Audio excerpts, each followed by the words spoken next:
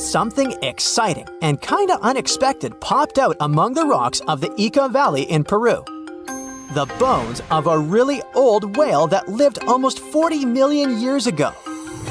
At first, no one was really impressed because the bones they found were big and weirdly shaped, so people just thought they were looking at giant boulders.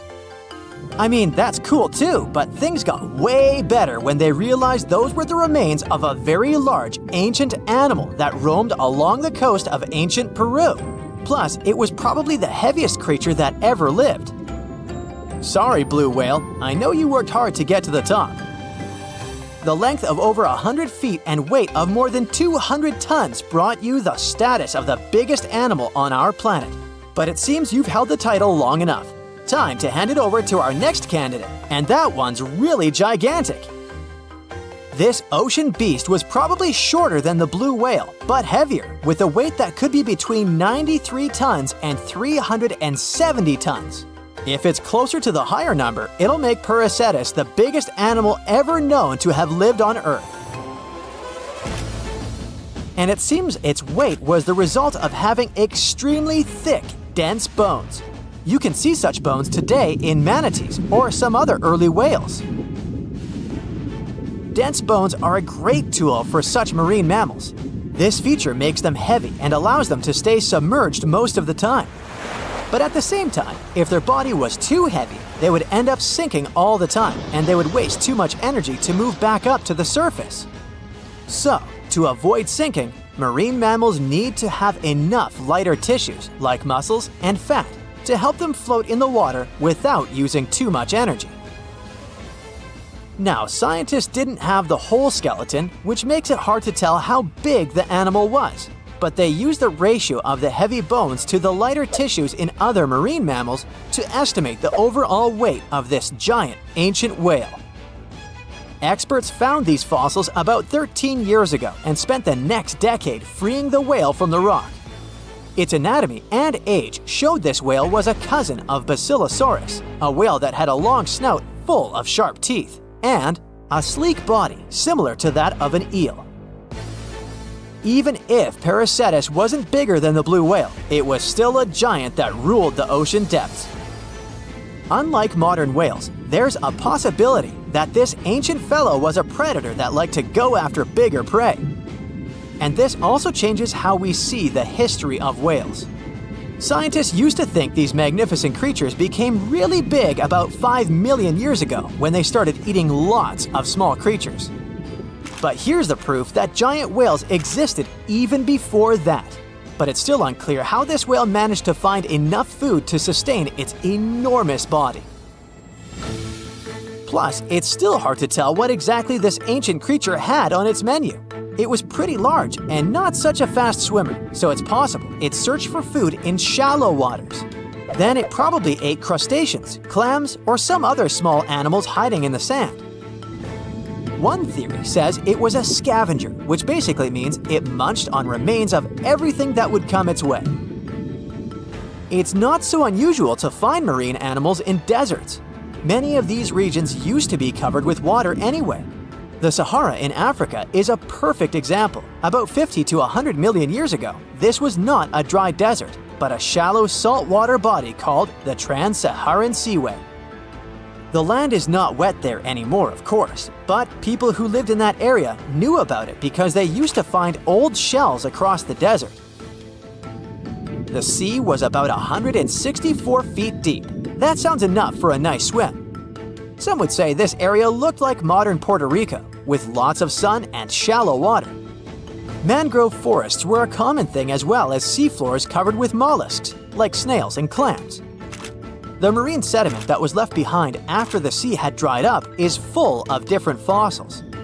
And the animal that lived in that ancient underwater world didn't look friendly. Plus, they were much bigger than their relatives from modern times, so a regular-sized human would end up as a snack, not even a whole meal. Normally, when animals live on small islands, they can become much bigger than their relatives from the mainland. This is something we call island gigantism, and it happens because there are more resources or fewer predators on islands. Maybe the same thing happened in the Trans-Saharan Seaway. Even though it wasn't an actual island, the water moved in and out, which created little pockets of water.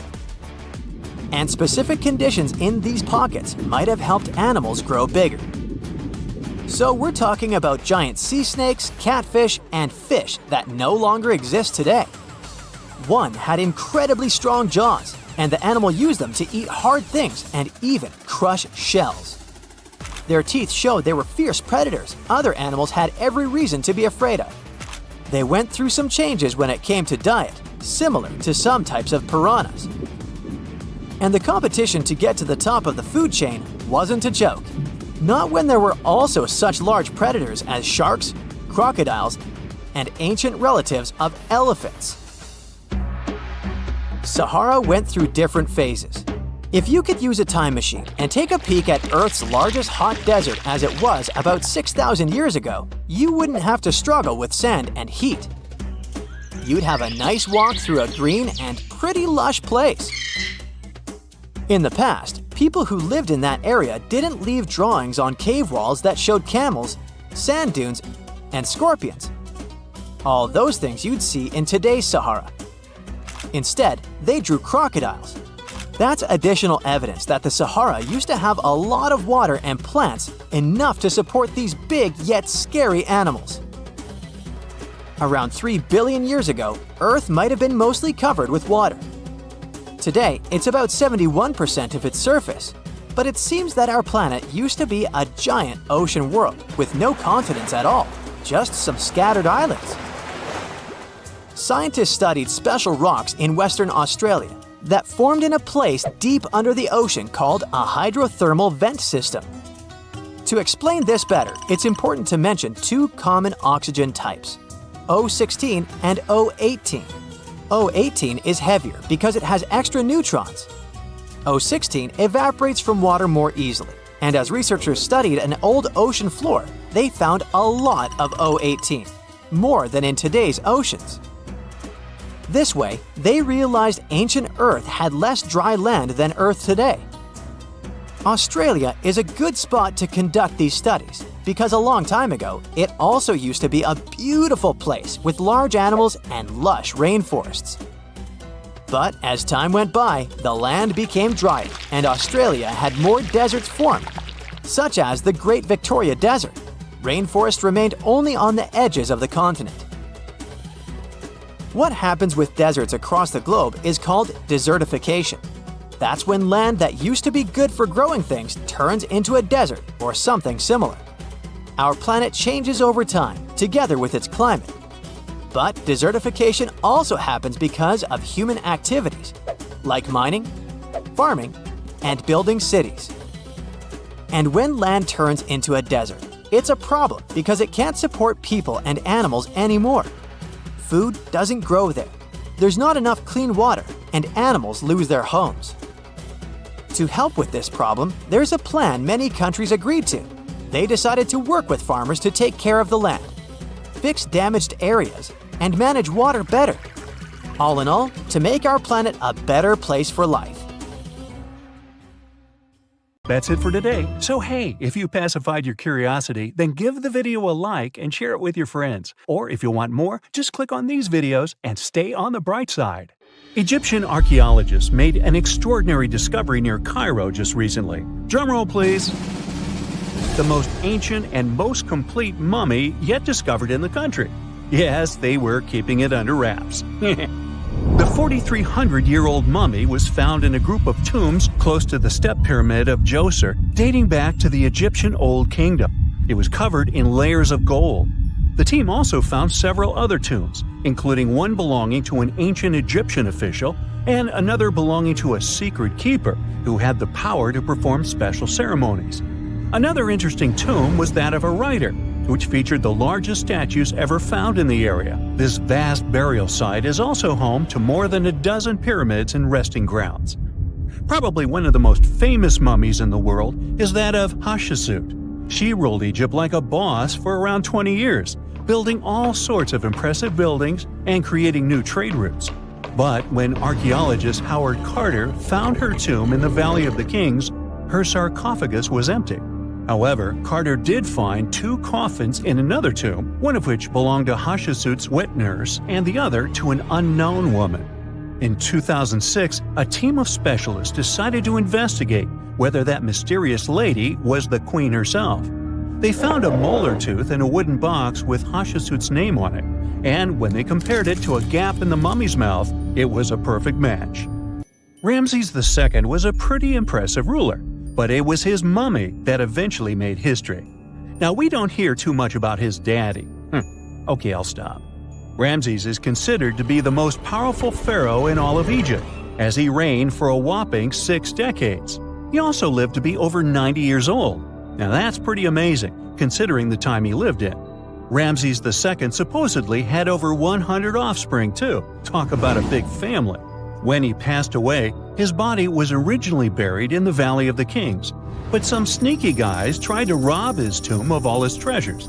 Officials back in the day weren't having any of that though, so they moved his body to a secret location to keep it safe. Fast forward to the 1800s, and Ramses II's mummy was discovered along with a bunch of other rulers and important officials. But it wasn't in the best condition, so archaeologists flew it to Paris to get it, pampered. Problem was, he couldn't just be transported into another country. The only solution available was to give Ramses II his own passport. His occupation was listed as king, and the document even featured his photo. Most mummies aren't necessarily known for having the most hydrated skin. But that of an ancient woman, also known as Lady Di, proves otherwise. No, not that Lady Di. This wealthy lady from ancient times was discovered in an ornate tomb in 1971, and she looked fabulous, if we can say so about a mummy. Thanks to the special conditions in her tomb, like the moisture in the environment and the lack of oxygen, her body was almost perfectly preserved. Her skin was soft, her hair was on point, and she was still flexible. The museum that now proudly displays her mummy also shows a ton of fancy items that were buried with her, like dinnerware and musical instruments. Archaeologists investigated the mummy further and discovered that she passed away from a heart attack at around 50 years old. Even though it hasn't been around for over 2,000 years, Lady Di is still making history. The mummy of Otzi the Iceman was discovered in the Alps in 1991. Austrian authorities initially thought he was a modern mountaineer because he was so well preserved. Turns out, he was actually from the Copper Age. He was found in a mountain pass over 10,000 feet above sea level.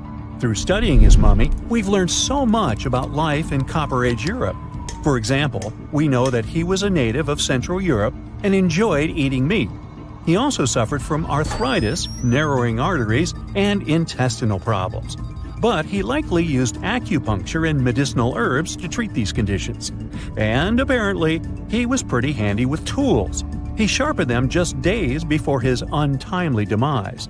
Who knows if he was expecting trouble or just getting ready for some routine work. Now, King Tut and his story is most likely the one that made all mummies famous. This pharaoh passed away at the young age of 19, more than 3,000 years ago.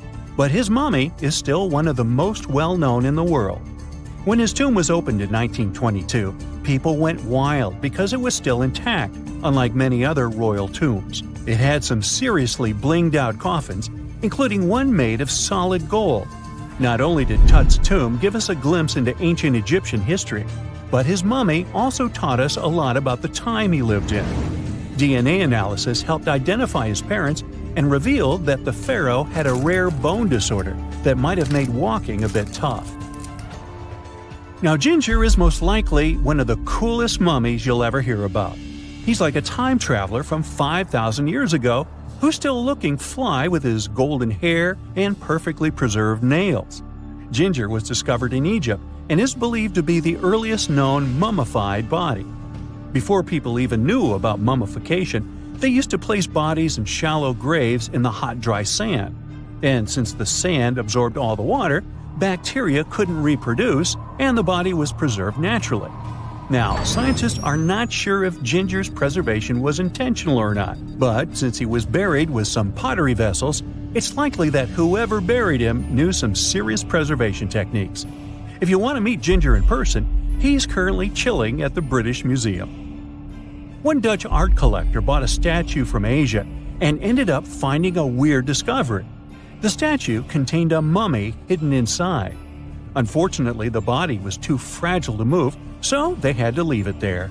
The coolest part is that this mummy is over 1,000 years old and was on display for 200 years before being encased in the statue. When scientists did a CT scan, they found out that the mummy was filled with paper scraps covered in writings. Experts think he might have done this thing called self-mummification, which is a pretty intense process involving a special diet and tea that makes your body less prone to bacteria. Only a few people could handle this ritual, and those who managed to do that were seriously respected. No other Egyptian queen has baffled scientists and historians like the stunning Nefertiti. Based on her statues, she was known for her slender neck, wide eyes, and high cheekbones. Her name translates to "the beautiful woman has come." Talk about living up to your name, huh? Even though she wasn't a pharaoh herself, Nefertiti still managed to leave a lasting impression. Written records suggest that, as a wife and queen, she held an incredibly influential role. Because of her power, she was indeed admired, but she also managed to make quite a lot of enemies throughout her life. She was also related to King Tut, but not biologically. Rather, she was his stepmother. So far, locals have yet to identify her mummy, but that may soon change. A local Egyptologist who has been busy excavating tombs in the Valley of the Kings has found 2 mummies that he believes could be Nefertiti and her daughter. According to specialists, we may soon finally get a definitive answer about the identity of these 2 mummies. And if one of them does turn out to be Nefertiti, we could be in for a real treat. DNA analysis and CT scans of the mummy could give us the most complete and accurate image of the queen that we've ever seen. It's crazy to think that we've only scratched the surface of what lies beneath modern-day Egypt. Nefertiti ruled during a time of great power and prosperity in Egypt, but unfortunately passed away in a period of social turmoil, leading to her gravesite being lost. Now, where's my mummy? That's it for today. So hey, if you pacified your curiosity, then give the video a like and share it with your friends. Or if you want more, just click on these videos and stay on the bright side. Phew! This summer has been turning up the heat like never before. We feel like roasted marshmallows on a sizzling grill. Yes, the world is getting hotter, but some regions have always fought with high temperatures. It turns out people had some inventions to keep themselves cool in ancient times too. Some of them are still functioning, even 3,000 years later. Let's take a look at how people saved themselves from heat throughout history. So, put an ice cube into your cold drink and get ready to hear how people survived the heat. Speaking of ice cubes, do you know that the Persians made an ice storage system? In the deserts of ancient Persia, people had an out-of-the-box idea about how to prevent their food from turning into a melted mess. These ingenious Persians stumbled upon a physics trick that allowed them to create ice in the middle of the desert. They called these cool structures yakhchals, which basically means ice pits. These ice pits were not your ordinary coolers. They were like secret underground fridges. They looked like dome-shaped mud brick structures on the outside, but inside, it was a whole different world. These ice pits had an evaporation cooler system that worked like magic. At night, when the desert cooled down, Persians made use of the radiative cooling effect. They set up cleverly designed trenches to hold thin layers of water. The water froze, defying the desert heat. Then there were underground square storage areas. The Persians collected the melting ice water from these cool trenches, and during the night, they froze it again, making the most of the desert's natural chill. To add to the cooling effect, they built a wall to shade the storage areas from the hot midday sun. And that's not all. They had this fantastic wind-catching contraption called a badger that caught the breeze and directed it right into the ice pits. Fresh air plus ice. Cool breeze. A winning combo. They even had intricate water channels called qanats to bring water to the ice pits and homes all the way from the nearby mountains. As time passed, these yakchuls faded into history and modern technology took over. But hey, there's good news too. Some awesome folks in Iran are restoring these ancient coolers. So, if you ever find yourself in the desert, don't forget to pay a visit to these marvelous places and witness the genius of the ancient Persians firsthand. Now, I want to focus more on the wind catchers because they don't just help make ice cubes. They actually function as a cooling system as well. Back in the day, those clever architectural wonders were all the rage in places like Persia, modern-day Iran, Egypt, and the Middle East. Imagine tower-like structures with openings at various levels strategically placed to harness the power of nature's breeze. These openings were like magical portals for the wind. They captured those refreshing gusts and guided them right into people's living spaces. Basically, they were natural air conditioners. The breeze would gracefully flow downward, cooling the ground as it danced through the building. The secret sauce lies in the details: the tower's height, the number of sides, the openings, and the positioning of the interior blades. Everything plays its role in how efficiently the wind towers work out. Thanks to these wind catchers, ancient societies could enjoy comfy indoor temperatures without sweating. Can you imagine living in those times? Feeling the gentle breeze whisking through your home, keeping you feeling fresh and chilled out? The Persians are often credited for inventing these awesome wind catchers. But hey, don't forget about Egypt. There, you can find traces of similar structures dating all the way back to 1300 BCE. Yes, the invention of wind catchers may have occurred in ancient Egypt, but Yazid in Iran is the city with the largest number of wind catchers. People wouldn't have been able to live there without these ancient ACs because there was almost no rain in the area throughout the year. Now, let's look at these perforated double-skinned exteriors. Imagine dressing up a building with a fancy perforated screen.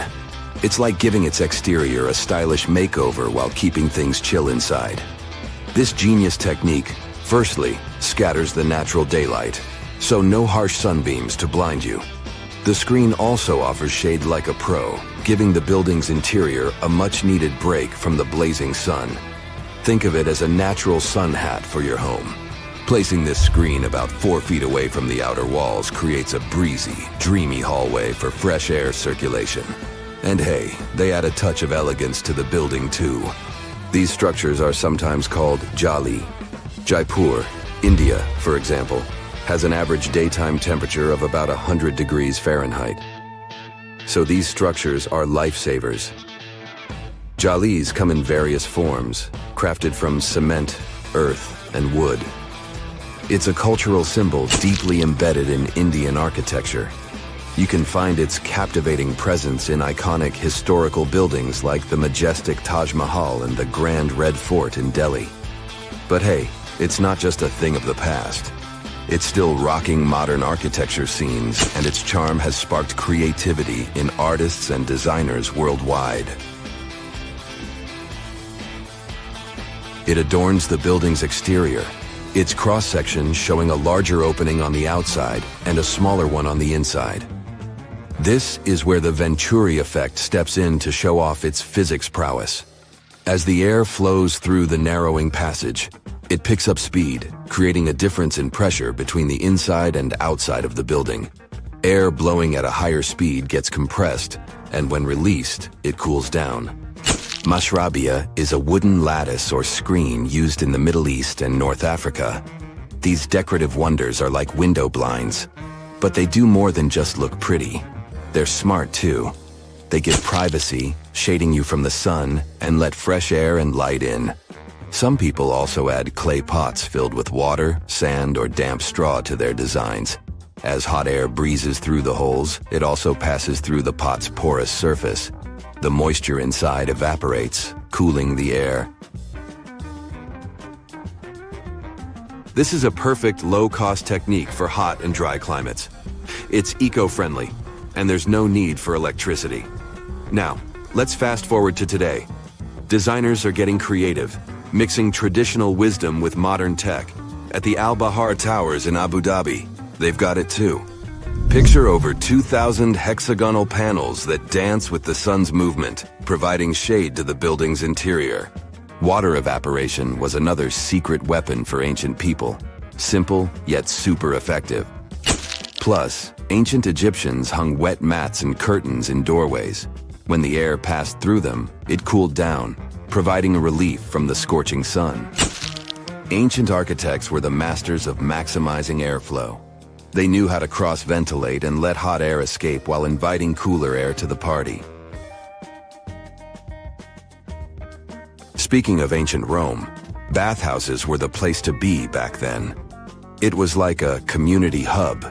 People gathered to chat about politics, play sports, and, of course, take a relaxing dip. The frigidarium was the cool spot in Roman baths. After a steamy soak in the caldarium, Romans dashed to this giant pool to chill out. Then in some places, like Cappadocia in Turkey, people went underground to hide from the heat. They carved cozy dwellings in volcanic rock, harnessing the Earth's natural cooling powers. So the lesson here is simple. Architects and designers can create wonders by combining local traditions with smart tech. California's Death Valley boasts the highest officially registered temperature to date, with 134 degrees Fahrenheit in 1913. Meanwhile, Africa's sweltering record stands at 131 degrees Fahrenheit in Kebili, Tunisia, as noted in 1931. In Europe, the highest temperature ever documented reached almost 120 degrees Fahrenheit in Sicily in August 2021.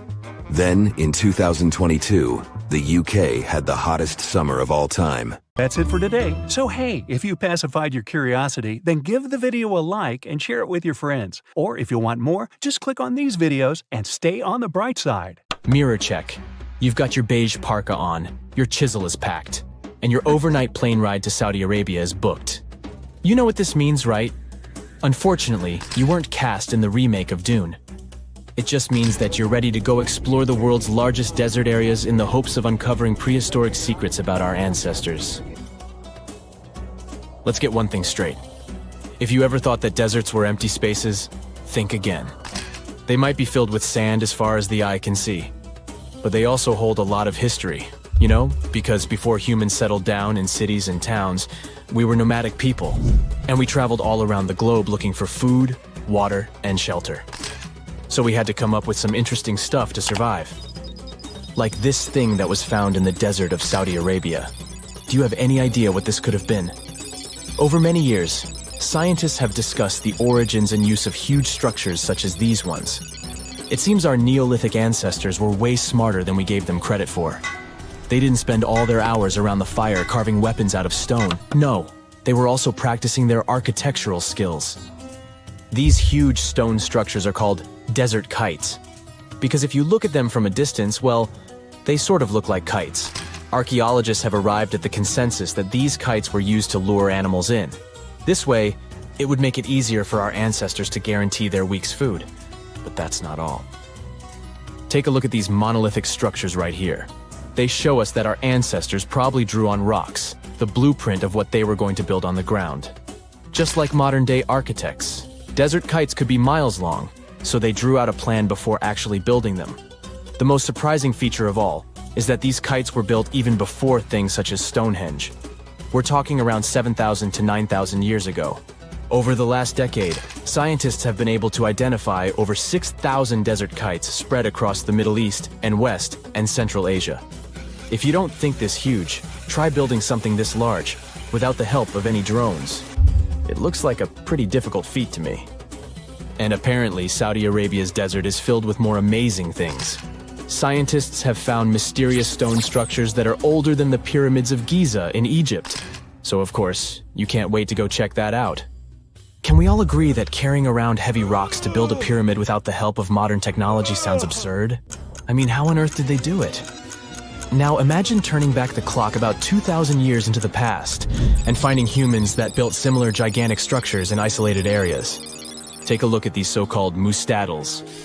They are rectangular structures built from piled up stones, found over 77,000 square miles. Some archaeologists believe that these monuments were used for ritualistic purposes, maybe processions of some kind, where people would walk from one end of the plateau to the other. I'd be down for that. Now let's move on to another deserted area. We're entering the world-famous Sahara Desert landscape. Isn't it beautiful?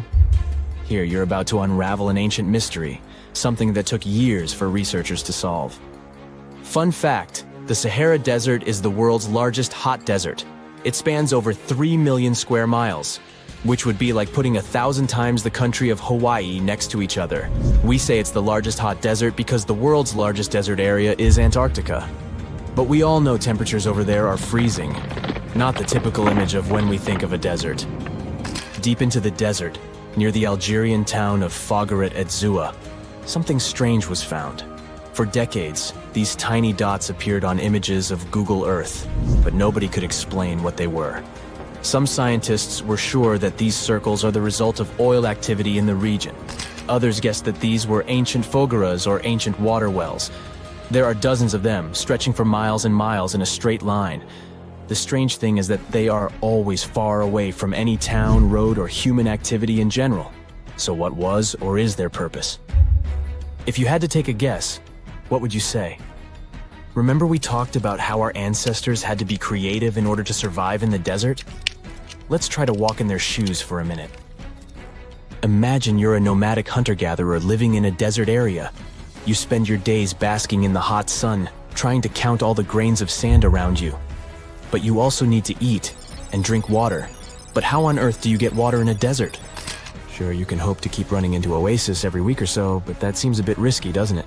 That's why North African people invented the so-called fogeras. The fogeras are a 2,500-year-old irrigation system. Locals would dig deep wells in elevated areas, wells deep enough to tap into underground water. Then, they would dig parallel shafts at regular distances.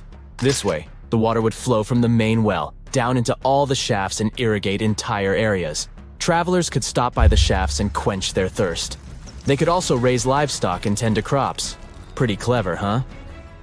As much as these holes did look like fogaras, a little bit of research would show you that they're not. You see, these shafts were built in a line, and not in a circular shape like the ones we're looking at now. So maybe it has something to do with the second option? Maybe these desert holes were related to oil activity in the region? Let's have a look at the holes up close and personal. From Google Earth, they don't seem that big, but in real life, they are huge craters.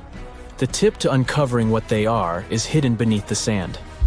If you were one of the researchers originally uncovering the truth behind this mystery, you would have found something unique hidden in the sand. Old dynamites and vintage sardine cans. Putting the pieces of the puzzle together, scientists found that these sardine cans were a model from the 1950s and 1960s. It seems that entire teams from that decade would camp out while they surveyed the area for oil. And what about the dynamites? These were used for seismic surveying.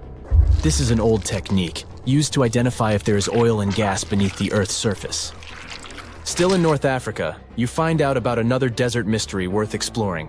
Near the city of Tiaret, southwest of Algeria's capital, one runs into 13 peculiar monuments. These structures are also called jedars, and yes, I am aware of how much that may sound like a Star Wars reference. They are pyramid-like in their shapes, and as far as scientists know, they were used as final resting places for the people who lived in the region. Can you guess who these were? Most likely the Berber nomads. And since we're talking about ancient stuff, they were probably built between the 4th and 7th centuries CE. Once scientists began to explore the insides of these monuments, they found they were pretty big inside. They found large underground vaults, chambers, and labyrinth-like corridors that gave way to over 20 compartments. It could take you up to 2 hours to walk around in them, and apparently our ancestors also used its walls to depict images of animals and hunting scenes.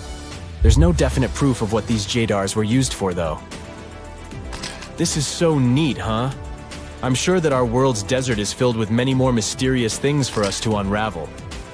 I guess I'll see you next time so that we can continue our explorations. That's it for today. So hey, if you pacified your curiosity, then give the video a like and share it with your friends. Or if you want more, just click on these videos and stay on the bright side.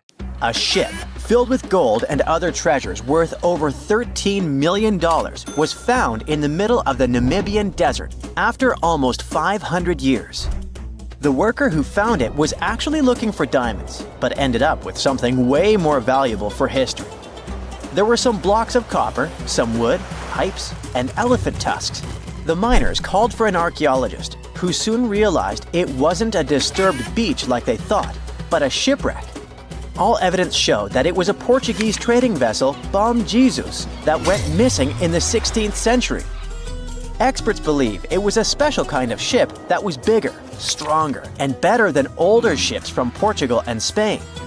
These ships were built to take Portuguese explorers on long trips to distant places like India, China, and Japan, and come back with tons of cargo. The Bom Jesus was likely carrying treasures from Lisbon, Portugal, to Western India.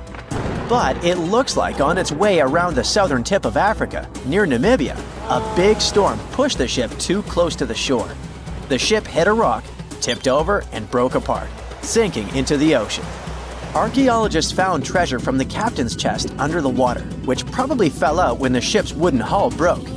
They also found pieces of the ship scattered along the shore, likely from the violent storm and later by construction in the area. The storm must have been very fierce, but they didn't find many bones, which means most of the crew may have survived or were lost at sea. The ship was split into 3 sections and incredibly well preserved, thanks to the thick layers of sand that covered it and prevented rot. Archaeologists who studied the wreck discovered over 40 tons of cargo. There were cannons, swords, blocks of metal like lead and tin, fabrics, and tools that sailors used to navigate the stars while traveling across the ocean.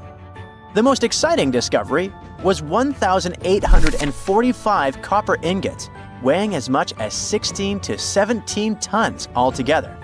Those copper ingots, or pieces of pure metal, are still in great condition because the hull of the ship and layers of sand protected them from ocean water. The scientists even managed to read the trademarks on them on site and learned they were made by a super wealthy German trading company. There were also more than 2,000 shiny gold and silver coins from different countries, and 105 enormous elephant tusks weighing about 2 tons. The tusks were likely supposed to become luxury items, like jewelry or carvings at the destination. Archaeologists took some DNA samples from the tusks and found that they came from West African forests and savanna elephants.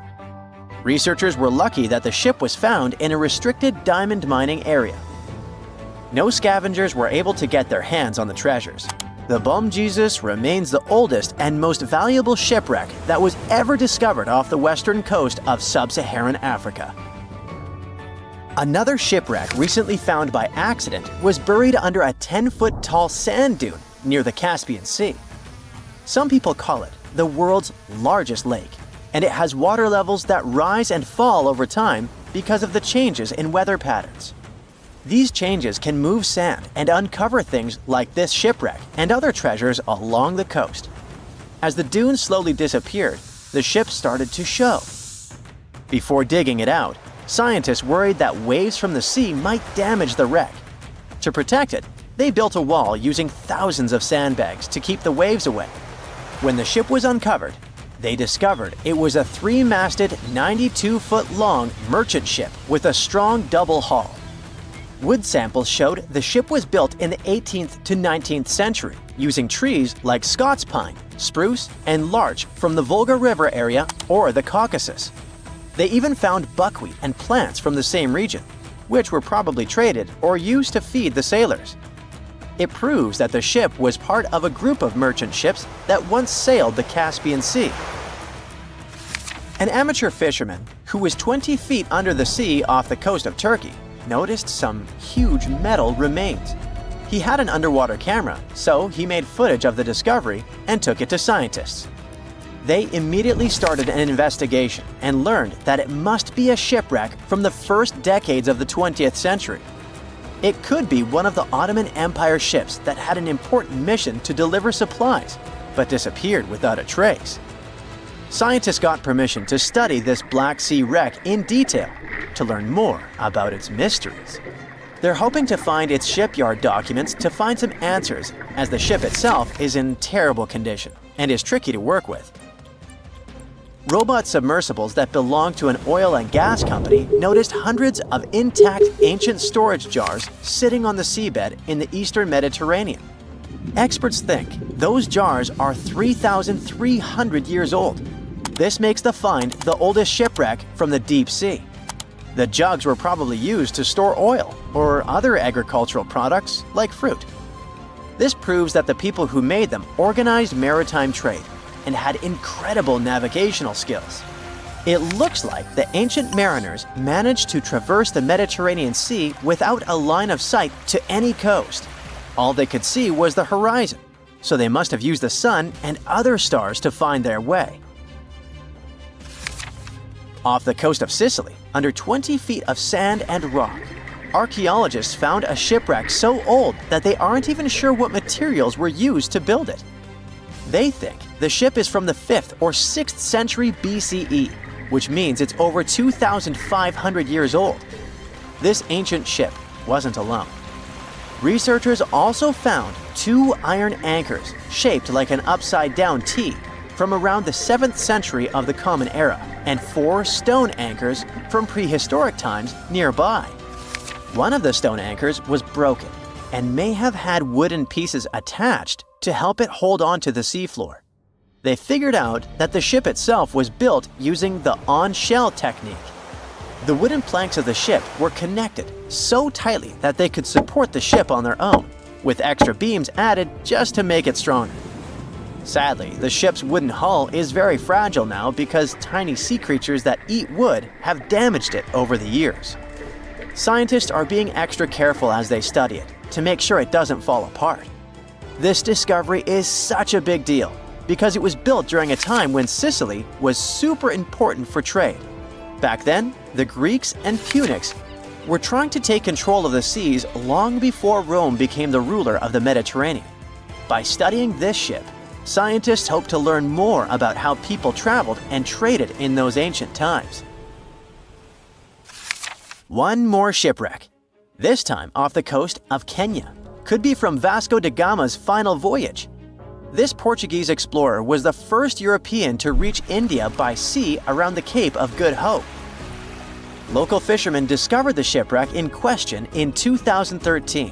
When an underwater archaeologist came to check it out, he found some treasures at the spot: elephant tusks and valuable copper ingots. If this find really has to do with Vasco da Gama, then it must be from the 16th century. It was the year of his 3rd and final voyage to India. Da Gama led a huge fleet of 20 ships, one of which was the São Jorge. Most of the ship is hidden under layers of coral, and a whole team of scientists are carefully digging trenches to find parts of the ship's wooden frame and hull. That's it for today. So hey, if you pacified your curiosity, then give the video a like and share it with your friends. Or if you want more, just click on these videos and stay on the bright side. And now we're off to almost 5,000 years ago. Let me take you to ancient Egypt, where back in 2550 BC, guess what? The construction of the Great Pyramids of Giza started. People learned to build cathedrals and skyscrapers, but it wasn't until recently that these massive buildings appeared. It's still a mystery to even modern scientists how these pyramids were built 5,000 years ago. No wonder they are one of the 7 wonders of the ancient world. They're also the oldest of them and the only wonder of the ancient world that still exists in the 21st century. It must have taken a lot of cooperation to build a thing that massive, even for today's metrics. But the Giza pyramids weren't the first pyramids ever. The first one, called the Step Pyramid, was built around 80 years before the first Pyramid of Giza in 2630 BC for King Djoser. It wasn't meant to be extraordinary, but ended up being quite impressive. It was a pyramid of 6 stepped layers of stone. It was 204 feet high, which is as tall as a 19-story building. And it was the tallest building that existed at that time. It wasn't just a pyramid though, it was surrounded by a whole complex of buildings. including even courtyards. In ancient Egypt, people believed in the afterlife, so everyone, especially kings, wanted to make sure they had everything they needed to get ready for it. Here's why the pyramid complex was perfectly supplied with a lot of objects people used every day. The complex included a pyramid and a kind of a palace. Those buildings had many things the king loved and might need one day, like furniture, food, and gold vessels. After Djoser, building pyramids became common practice, but many pyramids weren't finished. It would usually take about 20 years to build one, but many rulers reigned way less than that. Overall, there are more than 100 pyramids. The most famous pyramids are the Great Pyramids of Giza. The first one and the biggest one was built for Pharaoh Khufu, around 2550 BC. Initially, it was 481 feet tall, which is as tall as a 40-story building. The second pyramid was built for Khufu's son, Pharaoh Khafre, around 2520 BC. It's just a bit shorter, usually standing at 471 feet high, a 39-story building. This is the pyramid with the famous statue of the Sphinx. Sphinxes have a lion's body and a human head. They were built to guard important areas. This one has the head of Pharaoh Khafre and is guarding his pyramid, facing the sunrise. The Sphinx is most well known and is one of the world's biggest and oldest statues. Originally, it had red color and did have a nose. It's still possible to see the trace of red pigment by its ears. But no one knows exactly when the nose disappeared. For some time, the Sphinx was sort of hidden underground, being covered with sand up to its shoulders. Luckily, in the early 1800s, an adventurer with a team of 160 people dug it out. The third pyramid of Giza is the smallest one, being more than twice shorter. Originally, it was 218 feet high, about the height of a 20-story building. Built in 2490 BC, it was a pyramid for Khafre's son, Menkaure. The pyramids are designed to align with the points of the compass, and their sides symbolize the rays of the sun. But back at the time, there were no compasses. Ancient Egyptians figured out the directions themselves, and with amazing precision. To align the pyramids, they used two constellations. Originally, the pyramids were covered in smooth white limestone and had a gold-silver top to reflect the sun. Later, the white limestone was taken from the pyramids by other kings and used for other buildings. Scientists estimated that ancient Egyptians used about 2.3 million stone blocks to build the first pyramid. Each block weighed more than 1 ton. This is the weight of a rhino. Some blocks were even bigger, being almost as heavy as an elephant. 4.5 millennia ago, there was no modern equipment to help build it. There were no machines, no wheels, and even no steel. The only metal available to them was copper. Even today, scientists aren't sure how the Egyptians managed to build the pyramids. There are no records left that would shed light on it. Some even think that Egyptians wanted to keep it as their secret and didn't even record it on purpose. Many believe that poor people and foreigners built the pyramids, but it's not true. Actually, the builders were very skilled workers, and they were fed and paid well. The archaeologists claim that the builders lived in a nearby temporary city and were a highly organized community with a strong leader. Scientists say that around 20,000 people worked on each pyramid complex, and it took about 20 years to build each. It probably was a national project. The construction site was large in resources, and food and essentials were likely to be contributed from all parts of Egypt. Even with all that support, it remains unclear how people managed to cut, transport, and assemble those huge stones. One of the theories suggests the stones were most likely transported on boats down the Nile River. Then, there was a harder part. They had to be moved to the construction site. For that, they probably used wooden sleds. It wasn't very hard to pull them because the sand mixed with the right amount of water was pretty slick. And 10 people could move a sled even with a rock weighing 1 ton pretty easily. Finally, one last problem. The stones had to be lifted and put into place. Archaeologists have discovered the remains of the ramps system that dates back to when the pyramids were built. Most likely, the Egyptians designed a unique system to move and pull huge stone blocks, but no one knows what it looked like exactly. The most common opinion is that there were several ramps around the pyramid to help move the blocks. The ramp was growing with the pyramid getting higher. They suppose people were walking up the stairs, pulling the stone on the wooden sled up in the middle on the sandy ramp. But this is just one of the options. Others say that the ramps were going around the pyramid. Some say the ramps were inside the pyramid. But we'll never know for sure, and it'll forever remain a mystery, just like the ancient Egyptians wanted. Surprisingly, there's not much inside the pyramids. Most of it is just solid stone with very little open space. But let's take a quick look inside the biggest of the pyramids of Giza.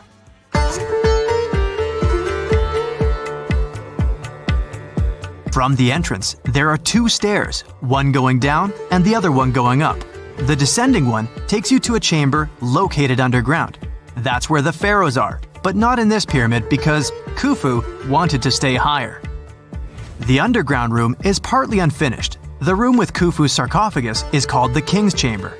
It's upstairs and then through the tall and long Grand Gallery. Below the King's Chamber, there's a room called the Queen's Chamber. There are no queens though, and no one is sure why the room is called this. Unfortunately, none of these have any hieroglyphs on the wall. They're just bare. If you want to see them, you should go to the other rooms that are decorated. Those pieces of art are depictions of ancient Egypt's culture and daily life. The texts allow researchers to study their language and grammar. Sadly, the treasures that once were here in the pyramid are long stolen. From that room, there are several tunnels for an unknown purpose. There are many tunnels and passages inside the pyramids. There are many chambers and shafts and secret ways. Scientists have been sending little robots with cameras there for some decades already. And the robots did discover another chamber a bit upstairs with hieroglyphs on the walls. But even today, much of the pyramids is still unknown, and there's no so-called building plan of the pyramids. Egyptians did create a mystery no one can crack for 4,500 years already. Scientists recently started to X-ray the pyramid to learn what's inside it without entering it and its narrow, mysterious tunnels.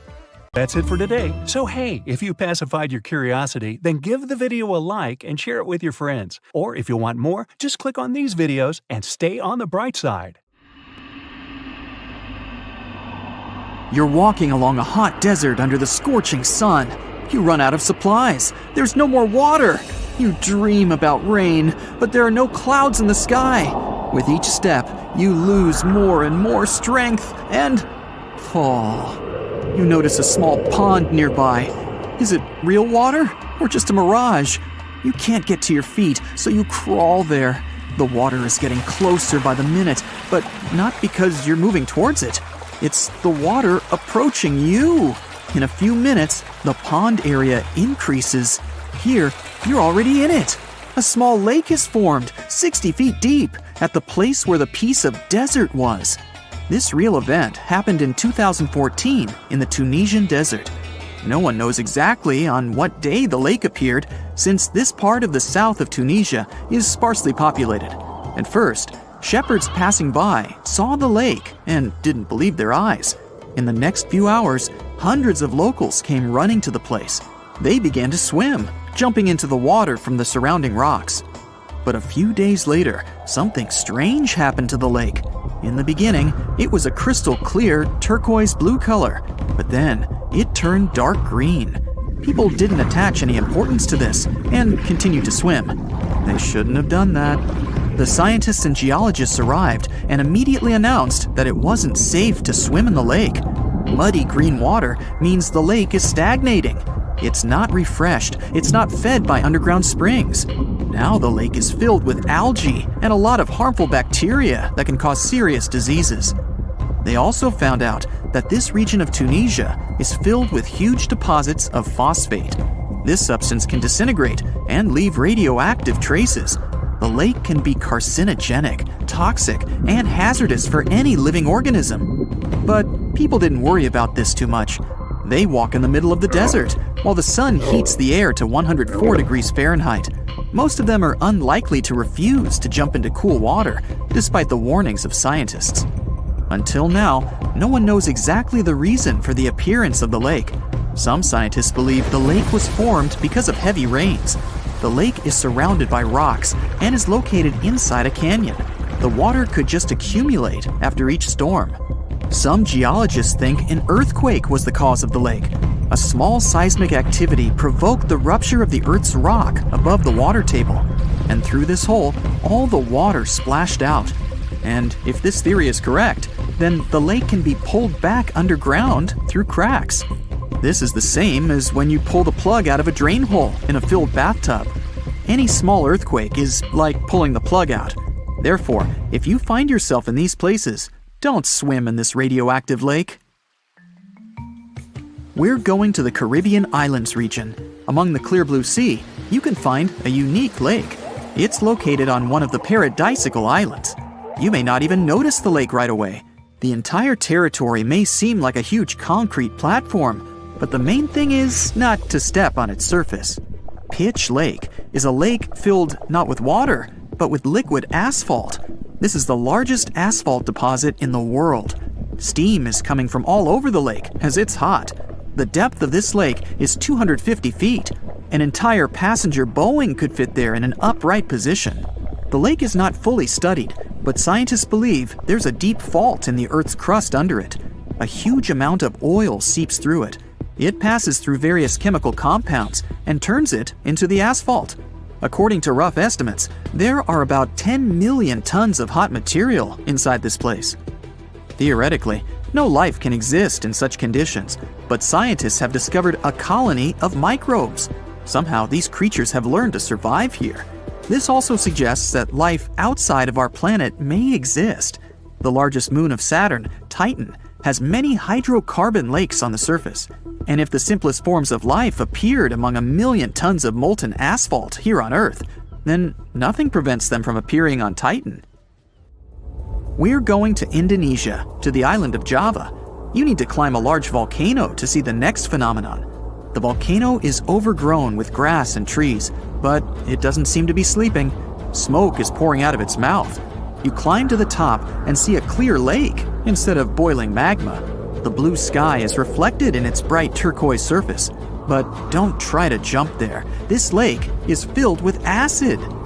The magma inside volcanoes comes from the deep bowels of the Earth's crust. The incandescent liquid consists of many molten metals and chemical compounds, and the lake is filled with particles of these metals. In addition, the volcano emits sulfur dioxide gases. When they combine with metals, they form a beautiful turquoise color. You'd better come back here at night.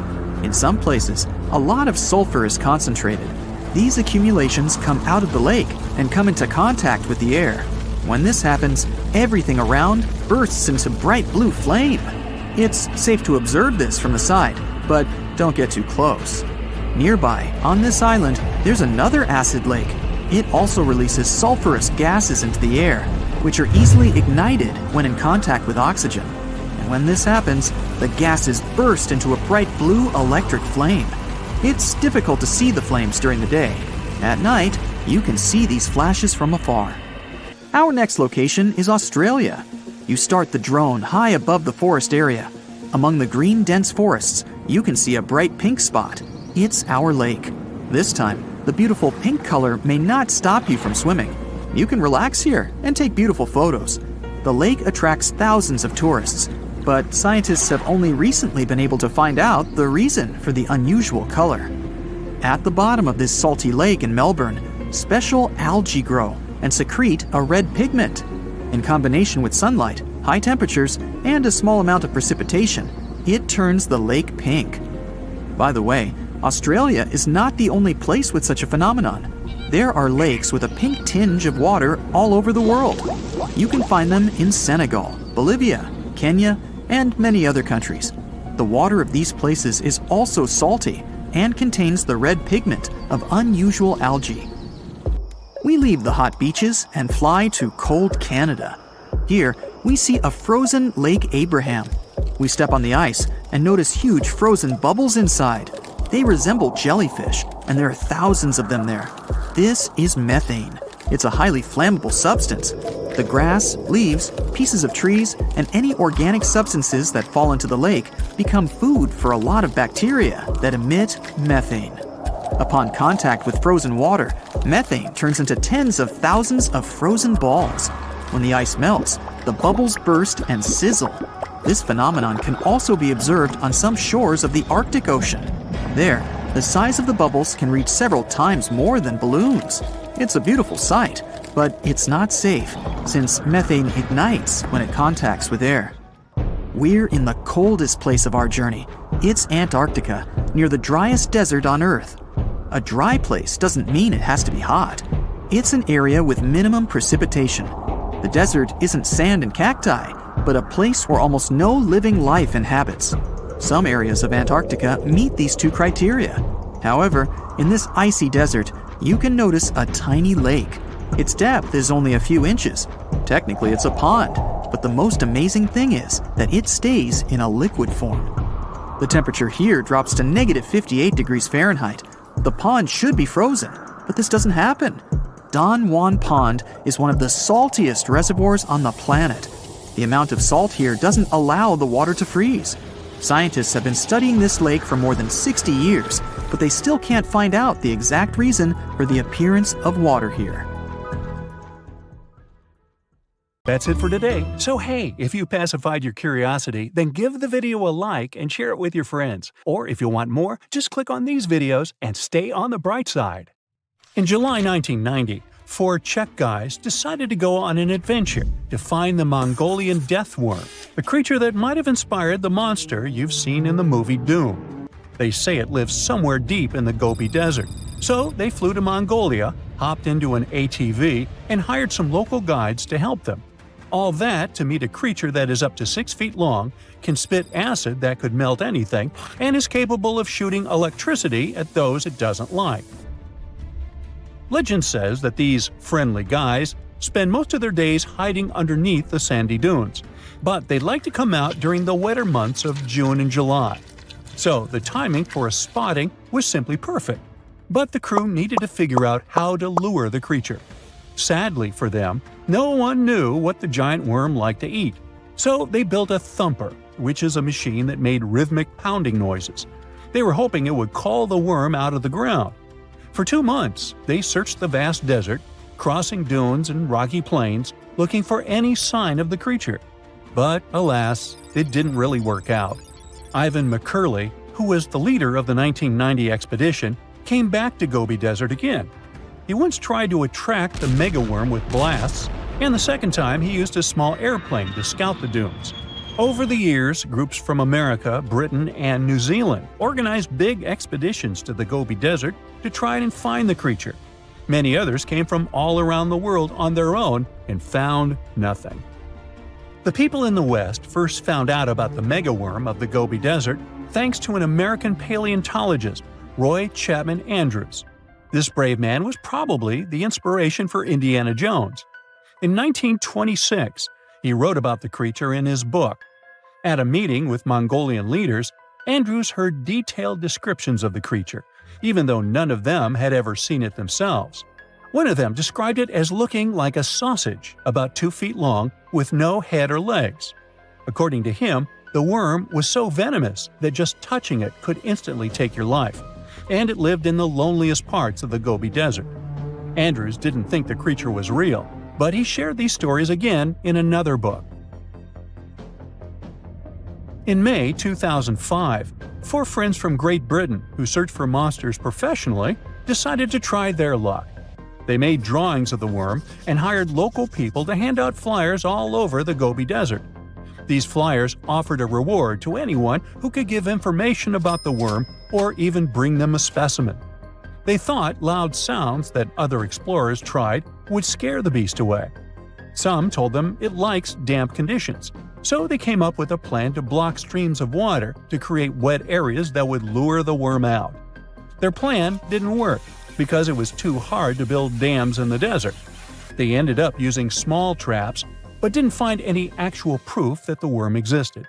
But they did meet locals who shared interesting stories about strange creatures they had seen over 70 years. Over the years, stories of the monster spread around the world. In some of them, it's only 1 foot long. In others, it's as large as a human. It's white-gray or scaly and brown, or maybe fleshy and bright red. Someone said it resembled a snake, or maybe a caterpillar, or maybe it has wings and can fly. And some believe it could be a supernatural evil being without a body. Maybe the stories are so different, and the search operations are so fruitless, because the creature doesn't even exist. Or it could be one of many cryptids. those creatures like Bigfoot, Yeti, the Loch Ness Monster, their existence has yet to be proven. In 1983, one scientist who was visiting the region heard that an old man had managed to catch the mysterious worm. He also learned there was a nest nearby. The scientist bravely approached the hole in the sand and put his hand inside. A giant creature dragged him in, and he was never seen again. Just kidding. He actually found a Tartar sand boa inside. It's a chunky, burrowing, non-venomous snake that has small eyes and gray-brown scales. He showed it to the locals to verify if it was the monster, and supposedly all of them said yes. Most Mongolians who know about the worm still believe it's real. Now, even though people call our supposed monster a worm, it's just what it sounds like in the English translation.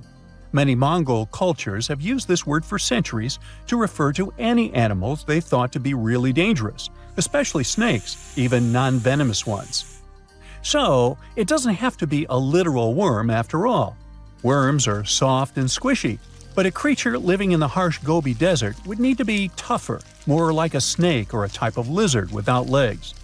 Neither of these creatures can shoot electricity or spit acid like they say the death worm does. But some snakes, like cobras, can spit venom that's dangerous for people. If it were real, the creature would have a backbone, and explorers searching for it would likely find some bones or evidence left behind.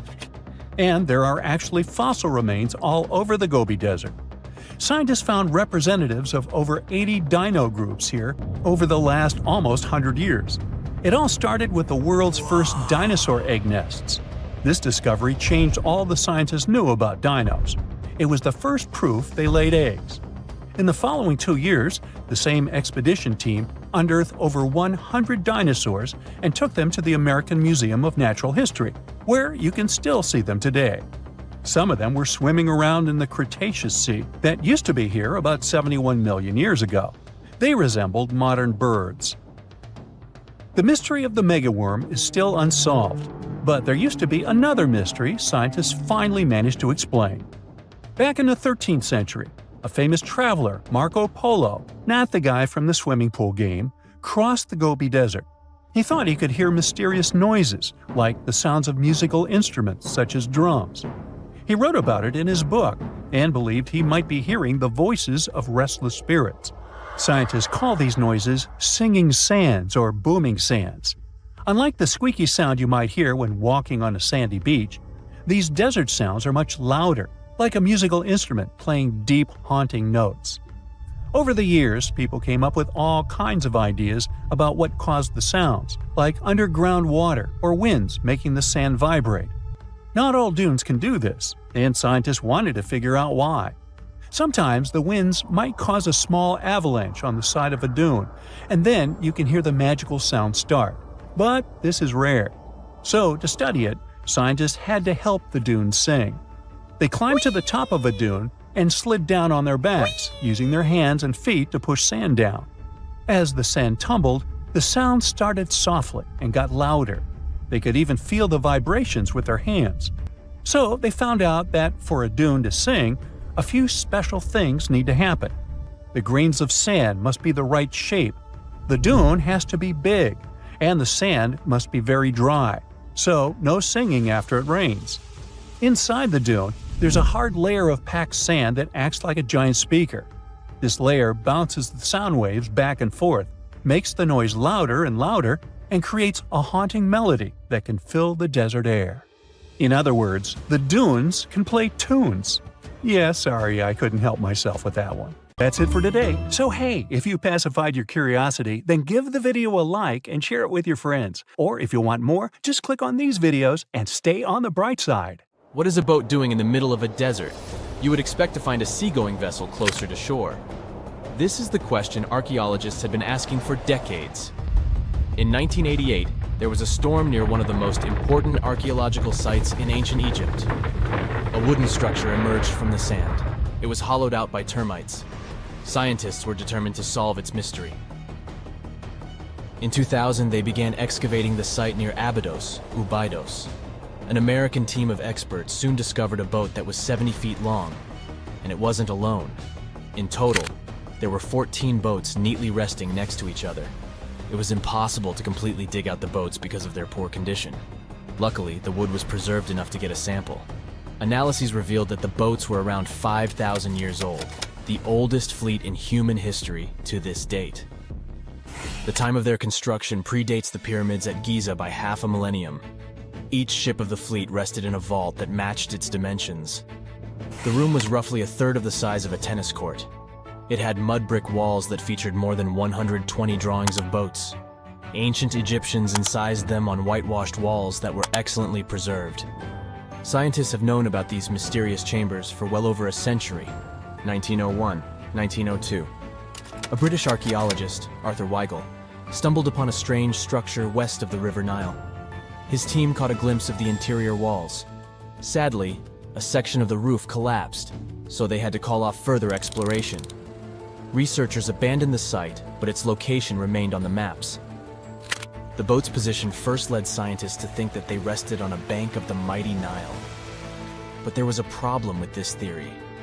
Today, the river flows almost 7 miles west of Abydos. Further studies of the surrounding terrain showed the Nile didn't change its course throughout history. Also, if the boats floated near a dock, they would be in unstable positions. The 14 vessels at Abydos were perfectly parallel to each other. There was only one conclusion possible. Someone had deliberately placed them like that. They must have gone through a lot of effort. Each boat had enough room for up to 30 rowers. These vessels could really float. They weren't models, but scholars still don't know if they actually sailed any body of water in ancient Egypt. This doesn't diminish the importance of the find. Previously, archaeologists found only small-scale models. In King Tut's tomb alone, there were 35 boat models. For a long time, these figurines were the only clues as to how ancient Egyptian vessels looked like. The boat's design confirms that they were the real deal. They are the earliest surviving examples of something called built boats. Ancient people constructed primitive vessels by hollowing out large tree trunks. The alternative was reed that was tied together to form a raft. The boats at Abydos had planks tied together. This was a major breakthrough in shipbuilding.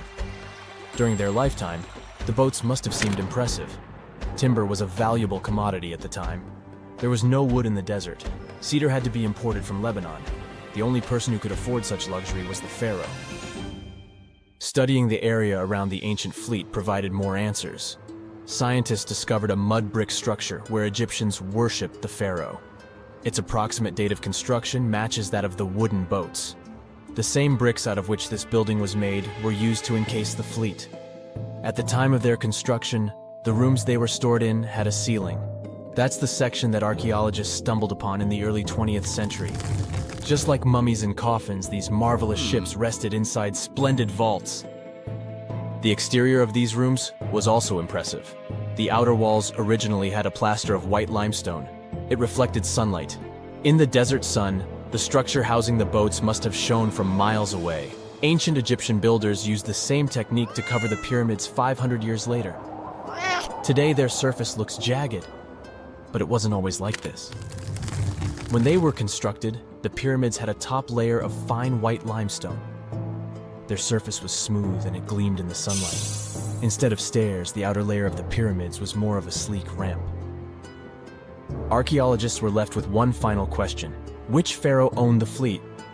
The answer lay just a mile from the site. This is where the tomb of a pharaoh from the 5th dynasty rested, King Senwosret III. Its time and style of construction matched the ones of the chambers with boats. The very end of his rule might explain how the boats ended up in the middle of the desert.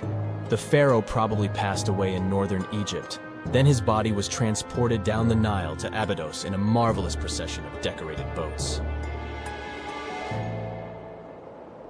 The vessels were later lowered to chambers near the final resting place of their owner. This had a symbolic meaning. In the ancient Egyptians' belief system, ships played a key role. Their supreme deity was Ra.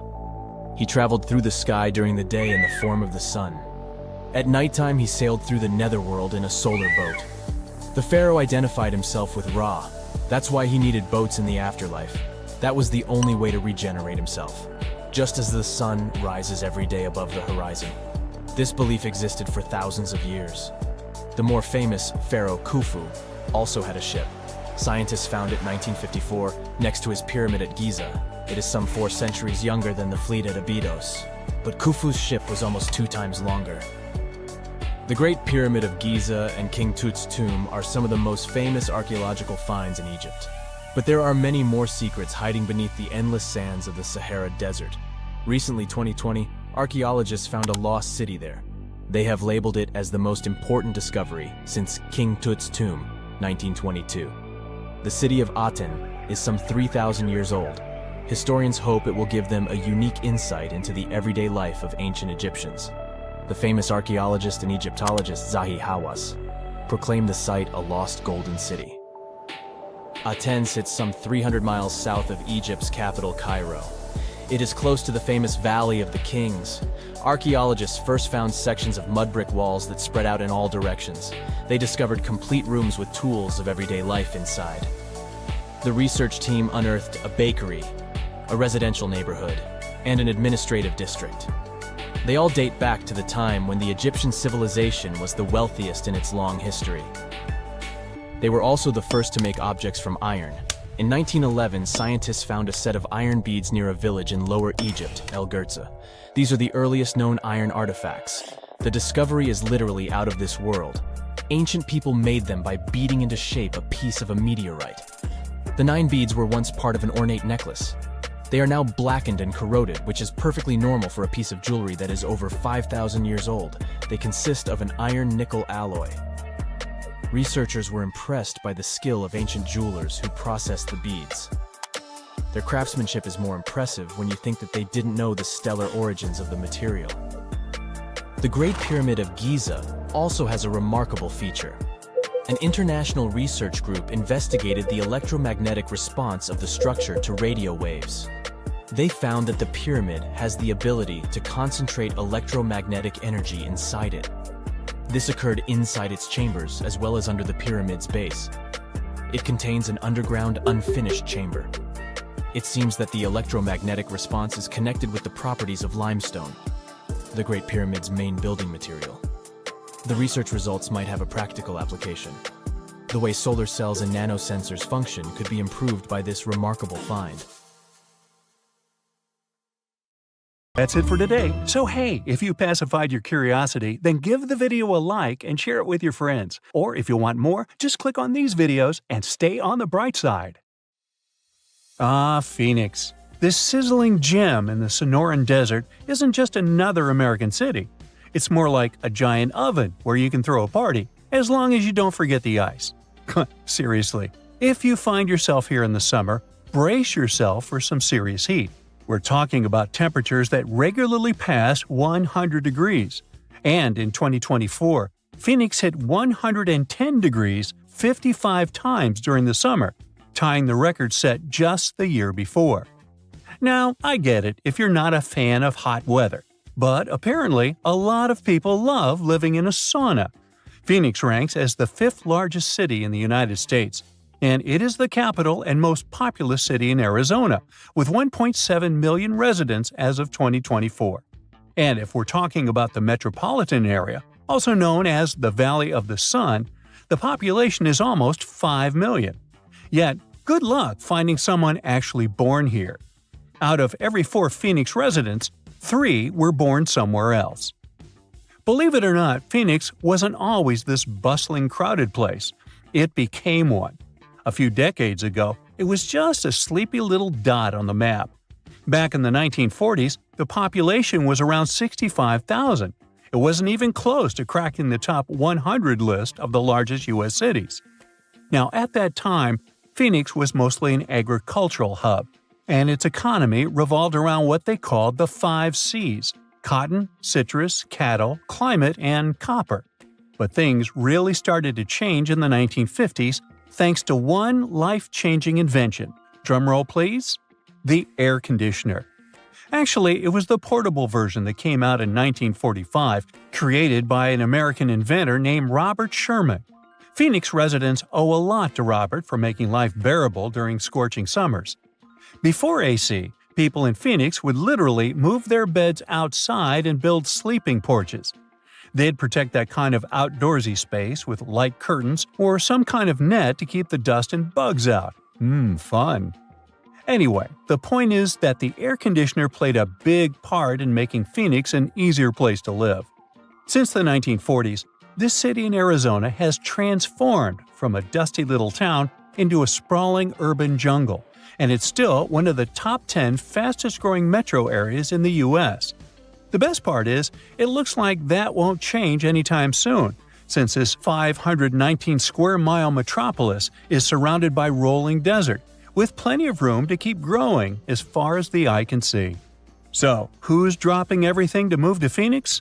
Well, Californians are the city's biggest fans. According to a recent survey, a third of all new renters moving to Phoenix come from Los Angeles. Okay, that survey might not be the most reliable since it only applies to the source's clients, but it does line up with U.S. Census Bureau data from 2019, which says that 70,000 Californians moved to Arizona in the previous year. The connection between Phoenix and LA is so strong that some people even call Phoenix the next LA. You've got to give Phoenix credit for capitalizing on its proximity to Southern California. The city offers lower taxes, fewer regulations, and lower costs of living, which makes it a magnet for businesses, especially in high-tech and service industries. So, in the 90s, Phoenix was considered a non-stop generator of jobs. In the last few years, we've seen the number of jobs only go up, and the unemployment rate has dropped by nearly half, going from 6.3 in January 2014 to 3.4 in the same month in 2024. Now, when it comes to big city problems, you can't avoid talking about traffic. But here's another reason why Phoenix is a dream city. It doesn't even come close to the traffic nightmares you find in places like LA. Estimates show that people in Los Angeles waste about 119 hours a year just sitting in traffic. But in Phoenix, it's more like 61 hours. Huge difference, huh? And let's not even start talking about the money people waste just sitting in traffic. In LA, drivers burn through about $2,440 worth of gas per year. In Phoenix, they waste 25 gallons of fuel, which ends up costing about $952. Yeah, that's still a lot of cash, but compared to LA, come on, that's a steal. Phoenix being okay in terms of traffic might have a lot to do with how the city was designed. Just take a look at a map of Phoenix. You'll notice it looks like someone took a ruler and drew perfectly straight lines for the roads. That's because the city was laid out in a grid system. This setup makes it so much easier to get around, especially compared to cities full of confusing twists, U-turns, and one-way streets. It just simplifies things, whether you're a local or a tourist. Plus, Phoenix has nice wide streets. Most cities have one major road and a bunch of narrow streets that just can't handle heavy traffic. But Phoenix has wide roads everywhere. So, when the freeways get jammed, you can just hop onto a parallel street and still get to work without stressing out too much. When you look at all the job opportunities and the relatively smooth traffic, it's no wonder people are willing to put up with the heat and move to Phoenix. But don't get it twisted, the heat is no joke. It is really, really hot and sunny out there. We're talking about 300 days of sunshine on average, or about 85% daylight hours per year. But once again, Phoenix has made the best of it.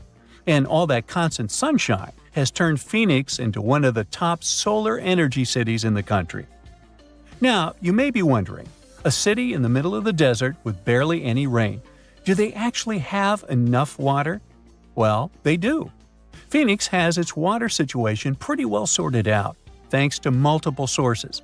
I mean, they don't rely on rain alone, which is a good thing because, desert life. Most of their water comes from way up north and east of the valley, where snow melts off the mountains and flows into giant reservoirs, storing it up for those dry years. But most of Phoenix's water comes from the Salt River Project, which brings water through canals and pipelines from the Salt and Verde rivers.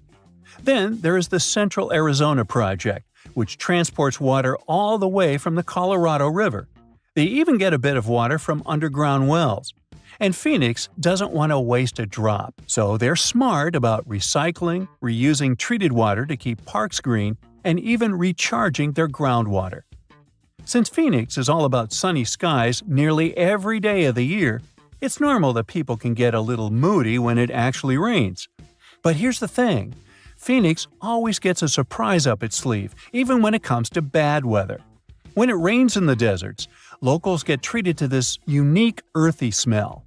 It's thanks to the creosote bush, a desert plant that releases an amazing fragrance when the rain hits it. People describe it as the smell of rain, and honestly, it's one of those fresh, clean scents that makes you forget you're in the desert for a second. And if you've never stopped to think about why Phoenix is called Phoenix, well, it's based on that famous legend of the bird that rises from the ashes. Now, after knowing all the special things about this city and its unique ability to turn challenges into advantages, we can say the name couldn't have been better chosen.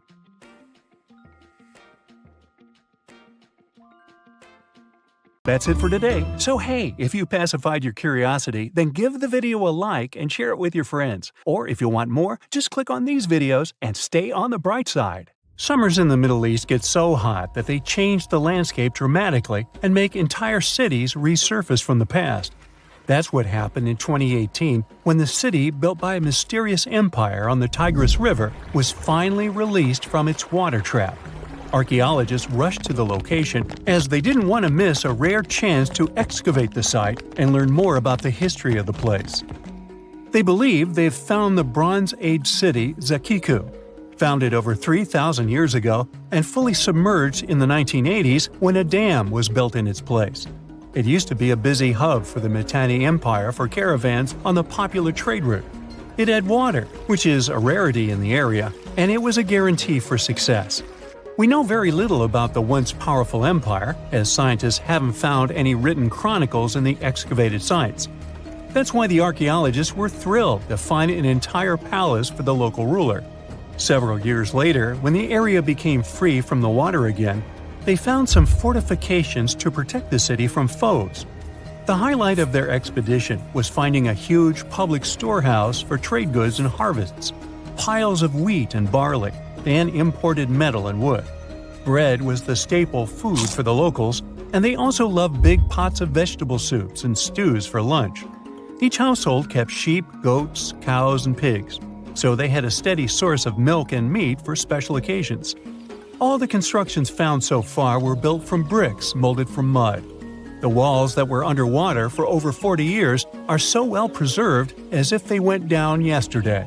The royal palace stands out as it's larger than the other constructions, has thicker walls, and even pavements made of baked mud bricks that were sealed to be waterproof. The local king must have been in good relations with the emperor of the larger empire, of which Akiku was dependent. Traders who lived in the city collected wooden beams and took them to storehouses. The beams arrived down the Tigris River from the forests in the mountains in the north and east of Mesopotamia.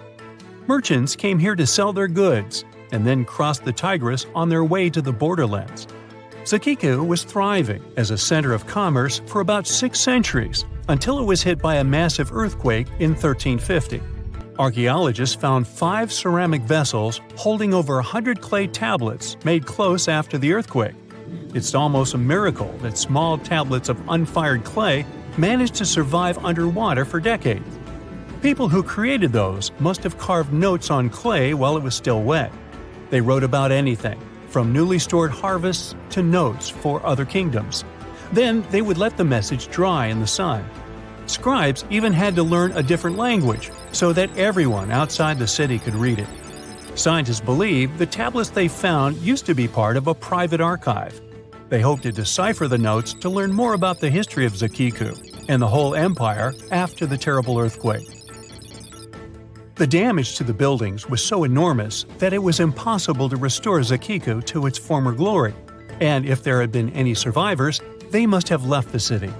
Several decades later, the Assyrians, who also lived in Mesopotamia, settled here. They built their houses on the ruins of the abandoned city and used whatever structures they could find from the previous residents as outer walls. But they stayed here only for 50 years, then decided to build a new capital on more fertile soil to make some good cash from agriculture.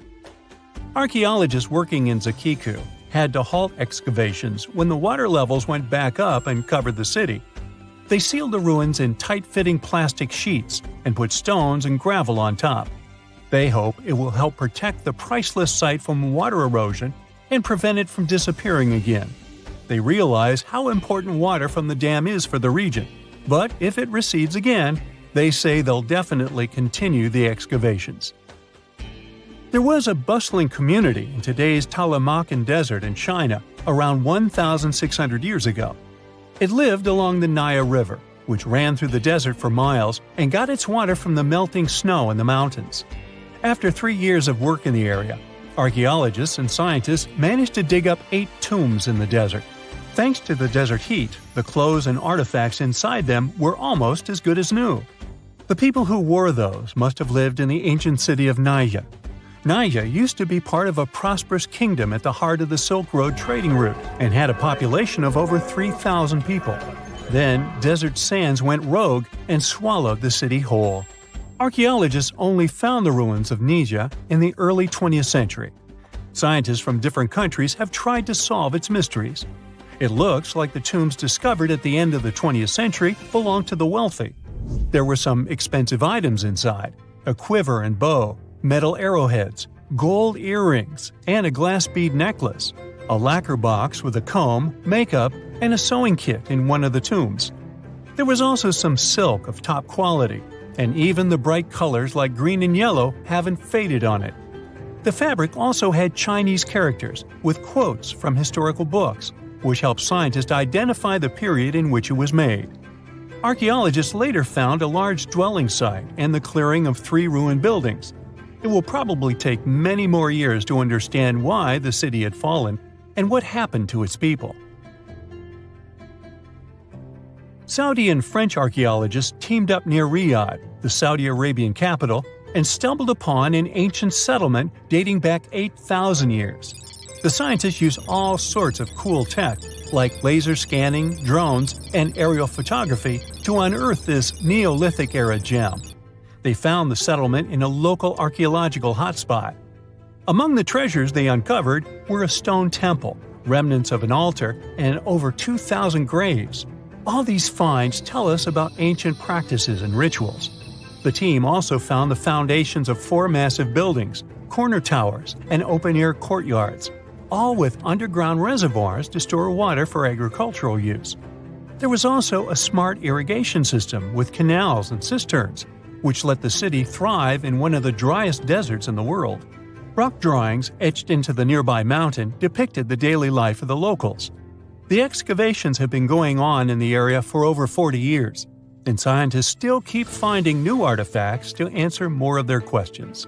Fishers have stumbled upon ancient bones, tools, and artifacts that are 9,000 years old on the North Sea floor.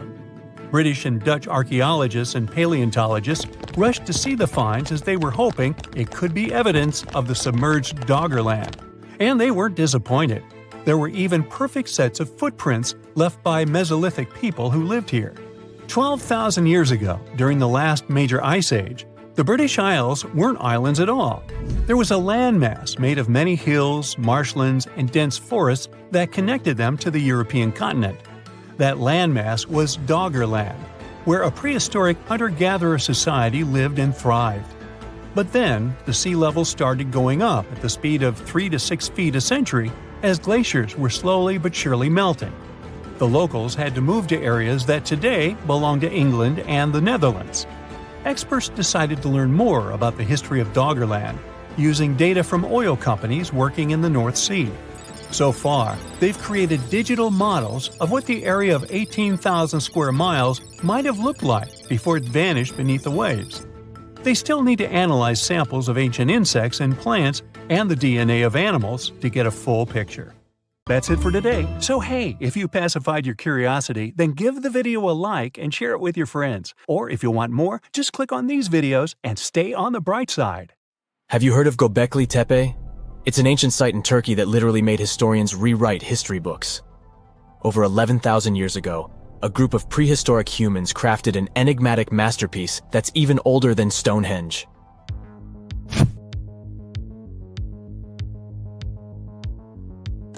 Before its discovery, archaeologists believed that people didn't know about iron and weren't good at making pottery.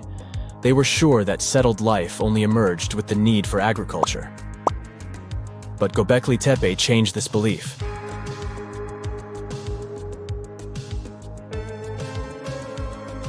The place has revealed that it was the temple that paved the way for a settled life, not agriculture. Until this discovery, researchers believed that farming was the catalyst for sedentary living. Meet Professor Schmidt, the guy whose findings changed this theory. He managed to prove that hunter-gatherer communities laid the very foundations of this way of life.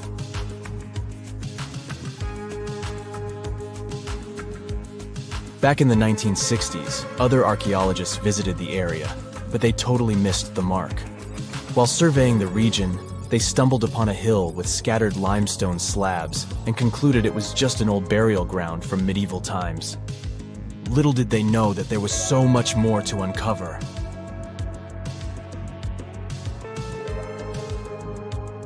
In 1994, Schmidt embarked on his own survey of prehistoric sites in the area. Surprise! He instantly realized he had discovered something truly extraordinary. Unlike the nearby flat and barren plateaus, Göbekli Tepe had a gently rounded top, rising 50 feet above the surrounding landscape. Funny enough, the translation of this place's name is Potbelly Hill. Schmidt was sure only humans could have made something like this.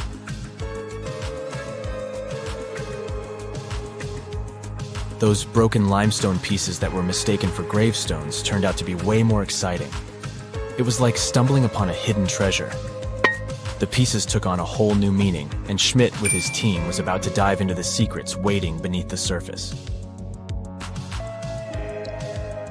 To their surprise, they found no traces of a settlement, no hearths for cooking, no houses, and none of those adorable clay figurines commonly found in nearby sites of similar age. However, they uncovered that those ancient people used tools like stone hammers. So, Schmidt and his team put their heads together and took a wild guess at the age of Göbekli Tepe's stone structures. Their estimation got backed up by some limited carbon dating done right at the site. The ancient vibes of this place were finally starting to make sense. It was like a puzzle slowly coming together.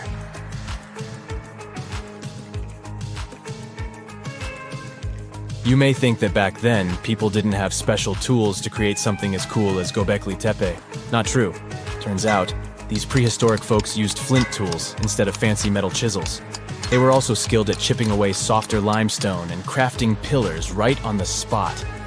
Afterward, they carried the pillars a short distance to the summit and placed them upright. Once the stone rings were complete, they covered them with layers of dirt. Over time, they added new rings, and voila! You've got a cool hill to impress people in the future.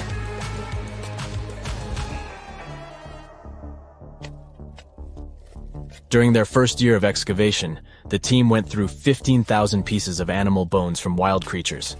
These people didn't have pet animals or grow their own food. They hunted wild animals for their meals. But things were about to change, because the place had everything they needed to start farming. Scientists say they had wild sheep and wild grains that could be domesticated. And guess what? Just 20 miles away, geneticists found evidence of the world's oldest domesticated strains of wheat at a prehistoric village.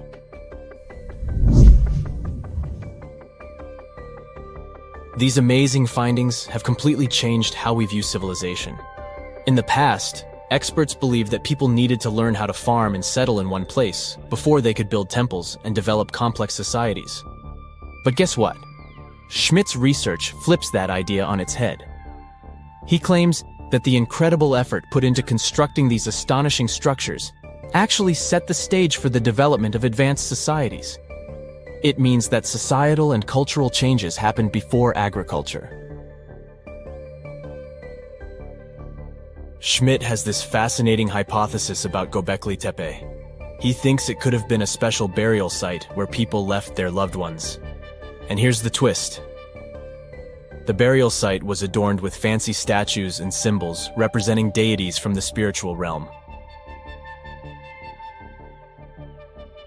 The idea that Göbekli Tepe could have served as a sacred place adds another layer of complexity to the whole story. While the site's true purpose may remain elusive, Schmidt's insights invite us to consider the profound interplay between life and the afterlife, and the deep reverence ancient hunter-gatherer societies may have had for their departed ancestors. Now let's talk about the stars of the show, the mesmerizing T-shaped columns that dominate Göbekli Tepe.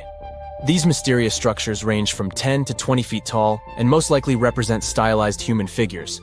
But one figure stands out from the rest, the three-dimensional lion relief. This depiction really fires up our imagination. Why? Because it hints at the possibility that lions roamed Anatolia during the Neolithic period.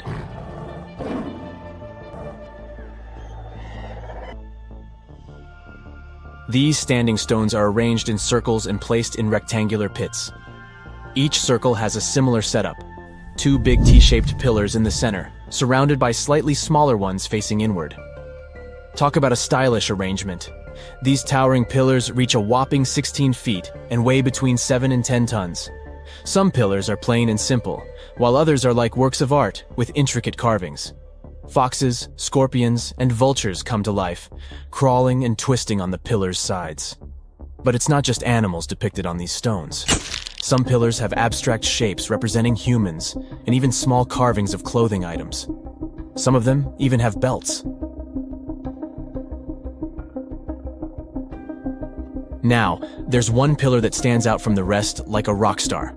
This super old stone pillar suggests that a comet crashed into Earth. It happened during a chilly period that lasted about 1,000 years. Previous studies examining Greenland ice cores hinted at this comet theory, but now the carvings at Göbekli Tepe prove it right.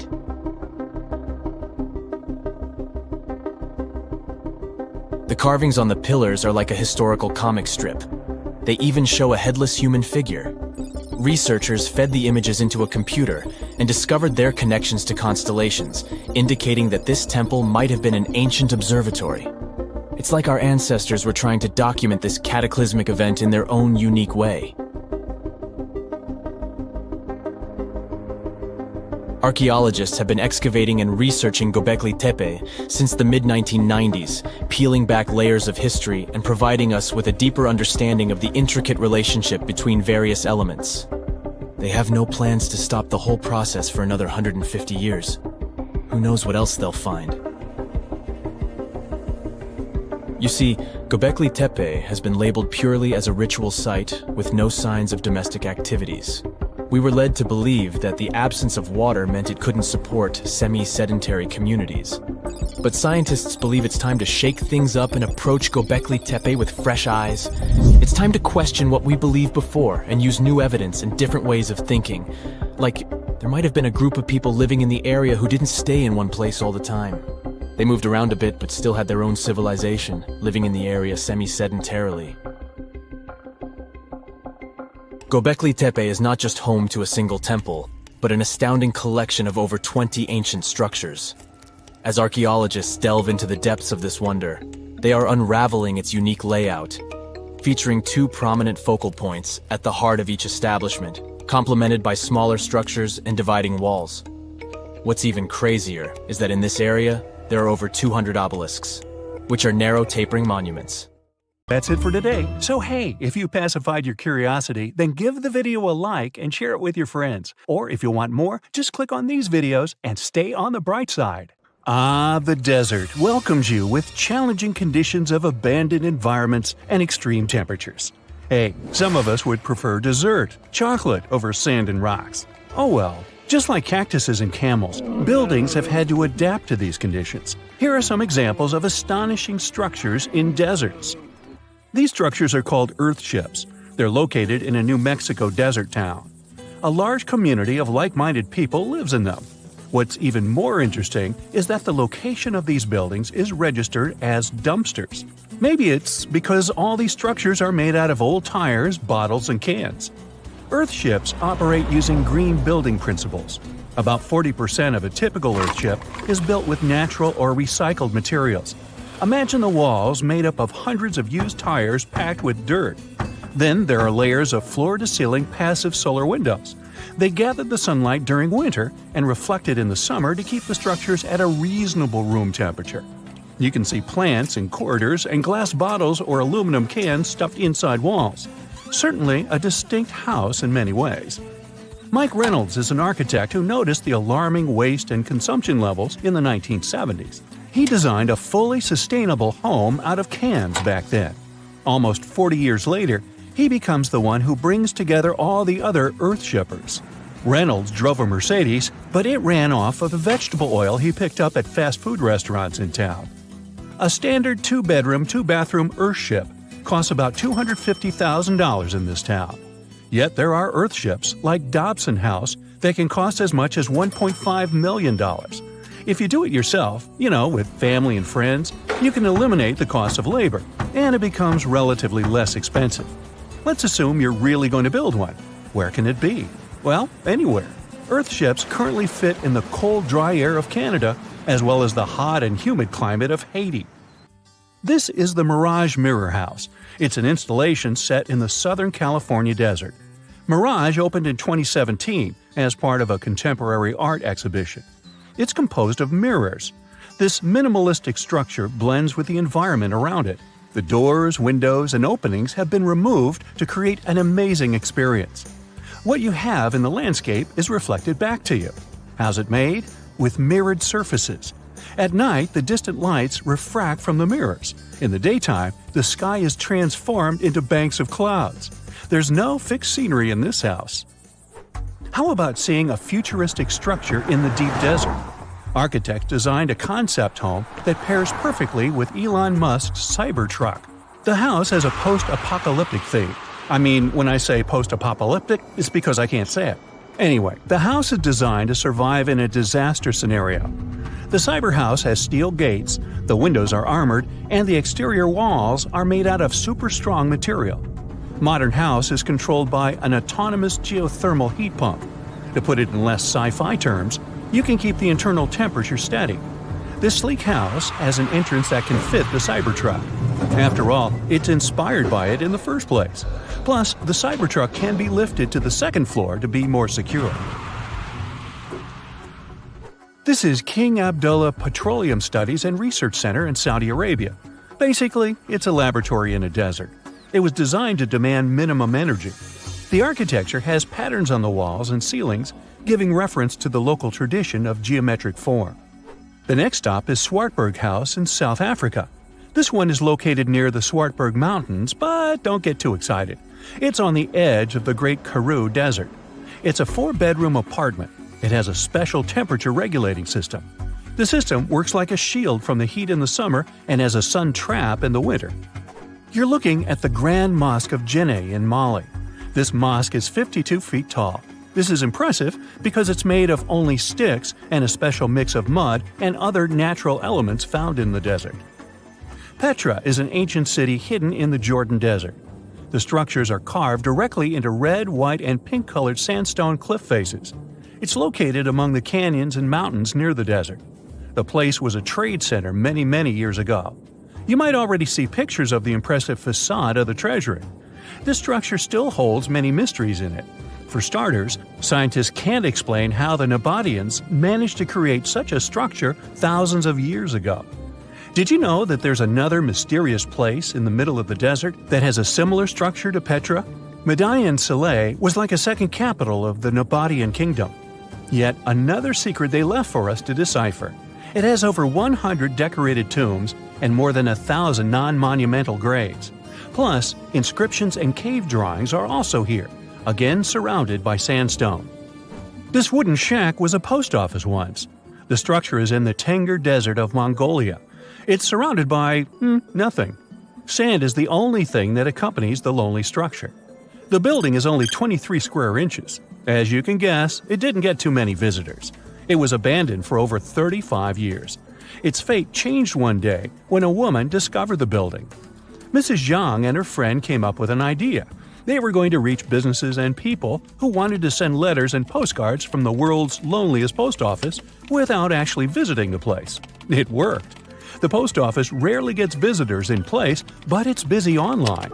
Over 20,000 letters and postcards were sent from the Desert Post Office in December 2021 alone. The place is about 6 miles off the nearest road. A post truck picks the letters up and hits the road for delivery.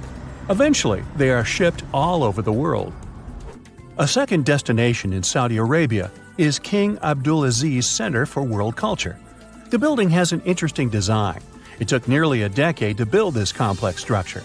It's a 321-foot-tall tower which stands out with its look. Stone Matters Pavilion is a stone structure in Palestine. The structure spans a surface area of 93 square inches. It has been built entirely out of 300 interlocking stones that mutually support each other. The concave roofs, and yes, they look like giant bowls, are designed that way to collect rainwater. The structure is in Iran. Interestingly, in Iran, the evaporation rate is 3 times faster than the world average, so this bowl-like design comes in very handy. It captures the water in a way that the water can form a single mass as a whole before it evaporates.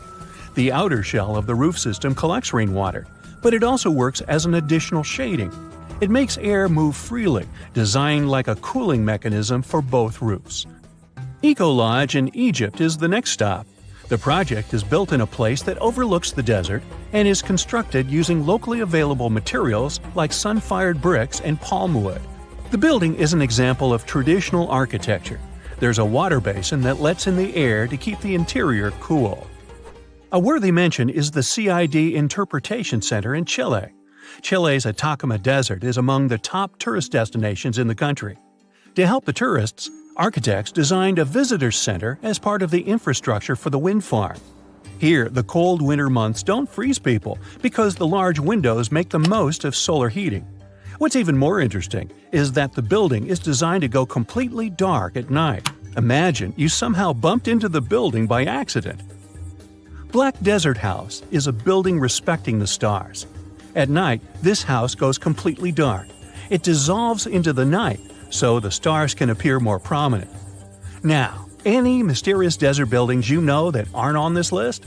Let us know in the comments. That's it for today. So hey, if you pacified your curiosity, then give the video a like and share it with your friends. Or if you want more, just click on these videos and stay on the bright side. Under the burning sun, among the sand dunes, somewhere in the Sahara Desert, you're walking in search of an ancient treasure. Finally, you find a strange rock in the sand. It's big, looks like a large piece of black coal or rock, but something shiny on its surface makes the rock unusual.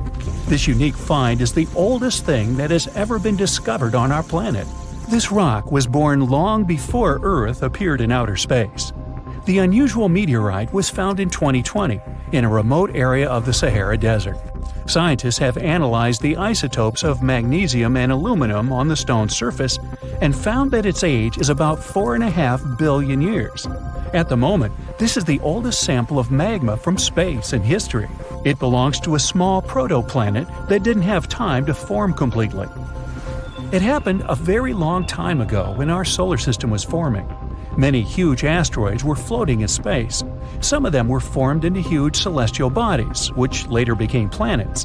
The big rocky planets were absorbing the smaller ones. The rock was part of a little protoplanet that just began its formation, but another huge asteroid destroyed it. The planet shattered into billions of pieces. Some of them became part of other planets. Some flew outside the solar system, and one piece that had been wandering in space until our Earth was formed. After that, it hit the planet's atmosphere and fell into the territory now known as the Sahara Desert. The rock was discovered in 2020, but the erosion of extraterrestrial rocks shows that it could have fallen much earlier. This ancient thing weighing around 70 pounds has several pieces of different meteorites inside. In simple words, it's a volcanic rock consisting of lava. It has cooled, solidified, and crystallized. That's why you notice the glitter. Scientists hope that further study of the rock will help to learn more about our solar system foundation. The biggest asteroid discovered in the U.S. is the Willamette. Its size is 84 square feet, and its weight is more than 15 tons. This is half the weight of a bus. Several people can fit on the surface of this outer space object. But the coolest thing is that it's not a rock like most meteorites that were found. Willamette is made of nickel and iron. This massive piece of metal was discovered in 1906. Now, the huge rock is kept at the American Museum of Natural History. The largest meteorite ever found is Hoba. It's located in Namibia, and people have never changed its position because it's too heavy. The weight of Hoba is 60 tons. It's heavier than a tank. The next space-related event occurred on February 28 in southwest England. On this day, a huge flash lit up the sky. Then there was a loud crash. Several residents opened the doors of their houses and noticed a black sooty spot on the lawn. They immediately guessed what had happened and reported the discovery to the British Meteorite Observation Network. If you ever find a meteorite, report it to some geological research or space center as soon as possible. The longer a space rock lies on the ground, the faster it loses its value. Rain, dust, snow, wind, scorching sun, all these factors damage the surface of the meteorite. It makes it difficult to study the celestial object. The meteorite found in England looks like coal, but it's way softer and more fragile. It most likely used to contain frozen water. The rock is part of a huge asteroid that plowed through outer space when our solar system hadn't fully formed yet. They found a unique combination of minerals inside the rock. It can help scientists learn more about the origins of the solar system and life on Earth. Now we're heading to Germany, to the small town of Nördlingen. A huge ancient meteorite's hidden here. It's very difficult to notice it unless you know the secret of this town. You're walking along the cozy little streets and looking at the buildings with beautiful architecture. You spend the whole day there and don't find anything that reminds you of a meteorite. To solve the mystery, you need to get out of town. So you climb a high hill and see that the city is located inside a pit. For a long time, locals were sure the house was located in the crater of an extinct volcano. If you look at the houses from a certain angle, you may notice an unusual shining coming from them. In the middle of the 20th century, a group of geologists came here and immediately declared that the crater doesn't look like a volcanic one. The town was built on a huge crater left by a meteorite. The huge celestial body fell here about 15 million years ago. It was so hot that the carbon bubbles inside instantly turned into small diamonds. When people were building this city, they didn't know they were using expensive stones, since the diamonds were hardly visible. The locals never attached importance to the fact that the city walls shine unusually in the sun. Now they believe this place was built from diamonds that had fallen from the sky. Our next stop is in the UK again. This time the rocks are of an earthly origin. The famous Stonehenge. People place circles of rocks here in a certain order. Everyone knows about this archaeological monument, but no one knows the reason for its creation for certain. Another construction built out of mysterious rocks was discovered just 2 miles away. It's called Superhenge. It's bigger, heavier, and takes up more space. Each plate here is 15 feet, which is about the height of 2 floors. Once, the stone stood vertically and formed a huge semicircle.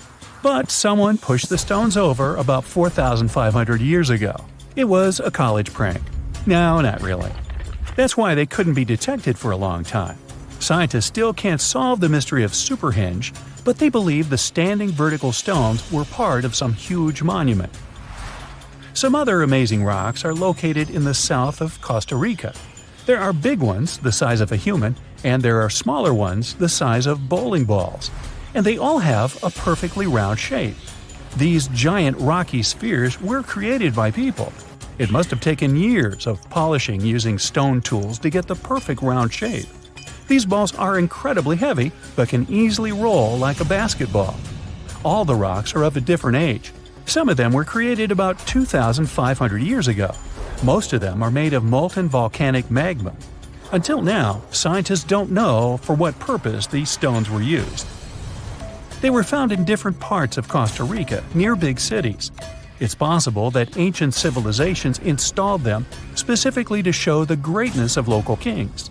Also, many experts believe the rocks were used as a tool for studying astronomy. The people who knew their purpose of the rocks had disappeared, and the history of the stones was lost along with them. Let's finish our journey with the coolest archaeological find. You're walking through the desert of Peru and climbing a low hill. You look down and notice the surface of the hill is covered with strange lines. You walk far away and see a huge cat on the hill. Such a drawing is called a geoglyph. Its length is around 120 feet, which is about half the size of a Boeing commercial jet.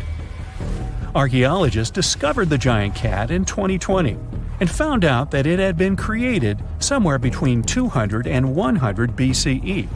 This huge drawing is part of a mysterious group of different pictures. In addition to the cat, there are other animals, plants, and fantastic figures. All of them were found in the desert of Peru.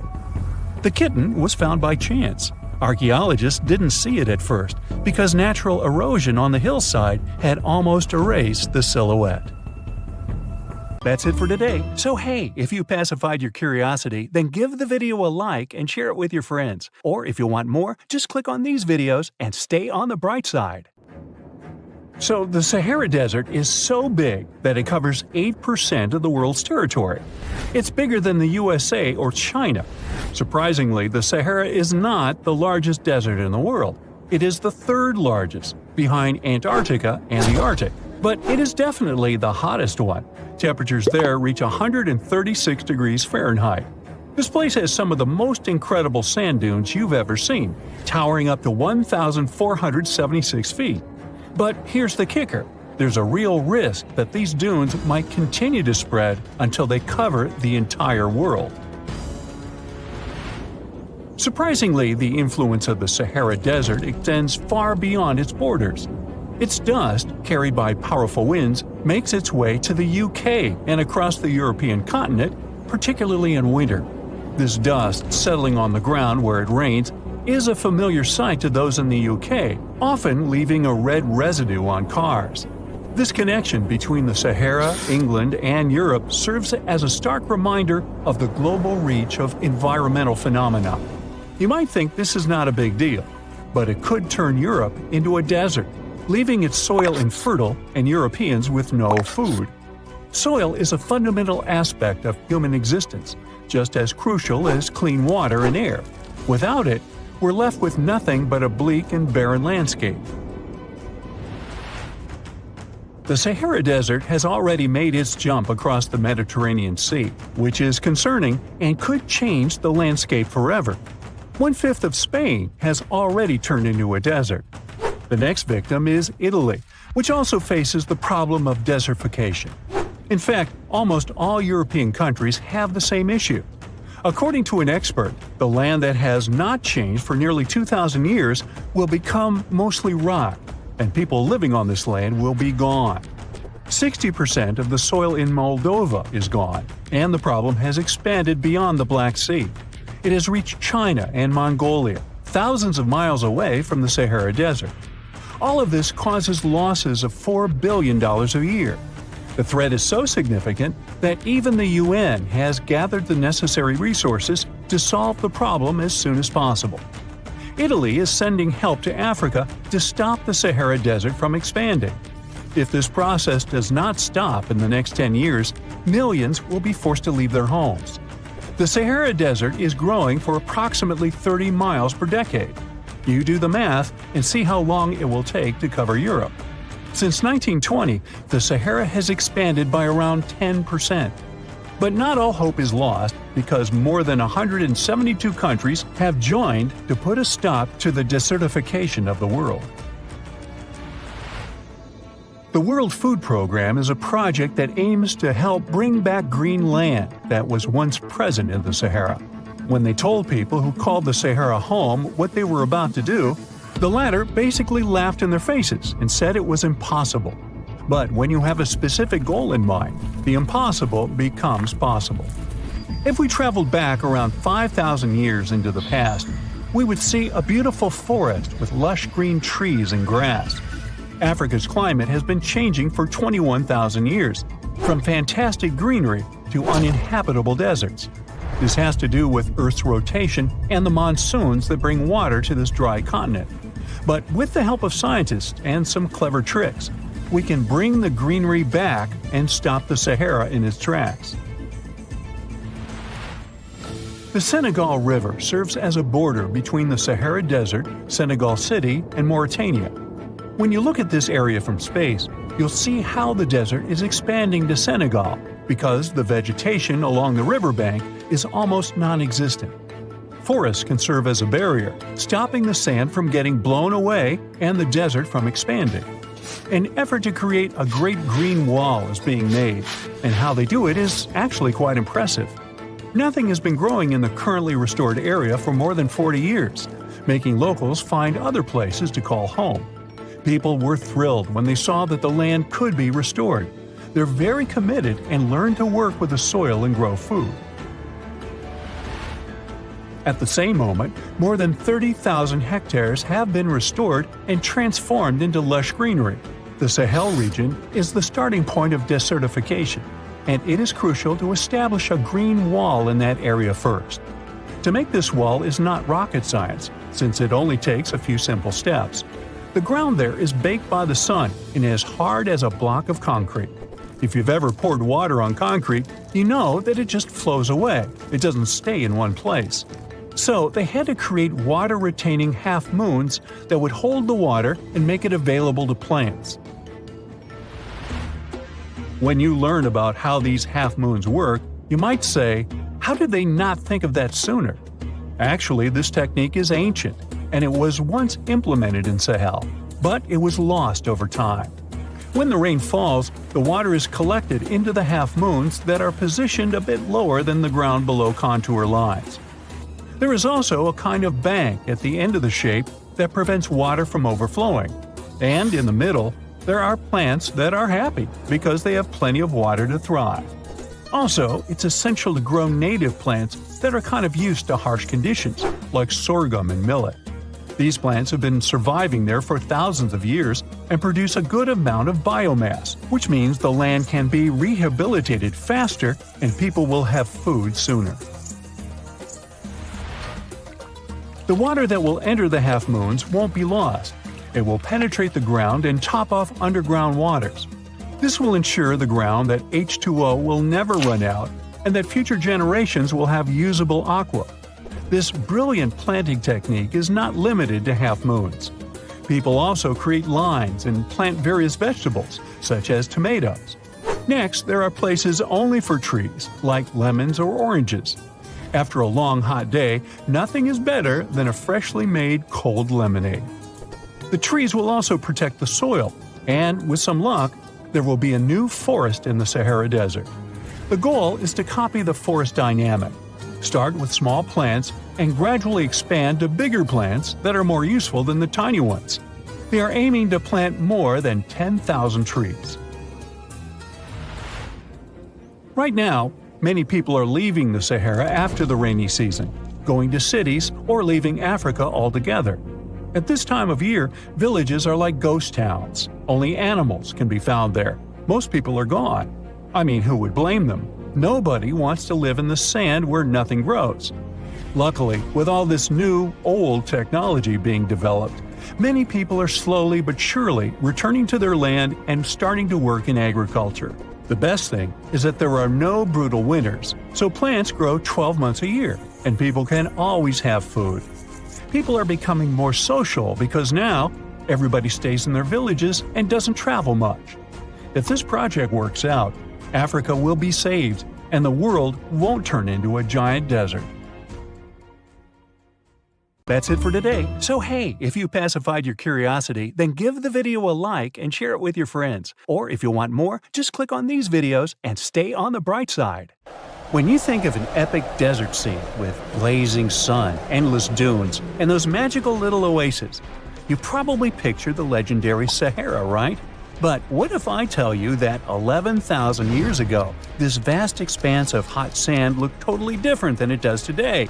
Yeah, I don't know, I wasn't around then. But I'm told that back then, what we now call a desert was a lush paradise, brimming with lakes, rivers, grassy plains, and even woodsy forests.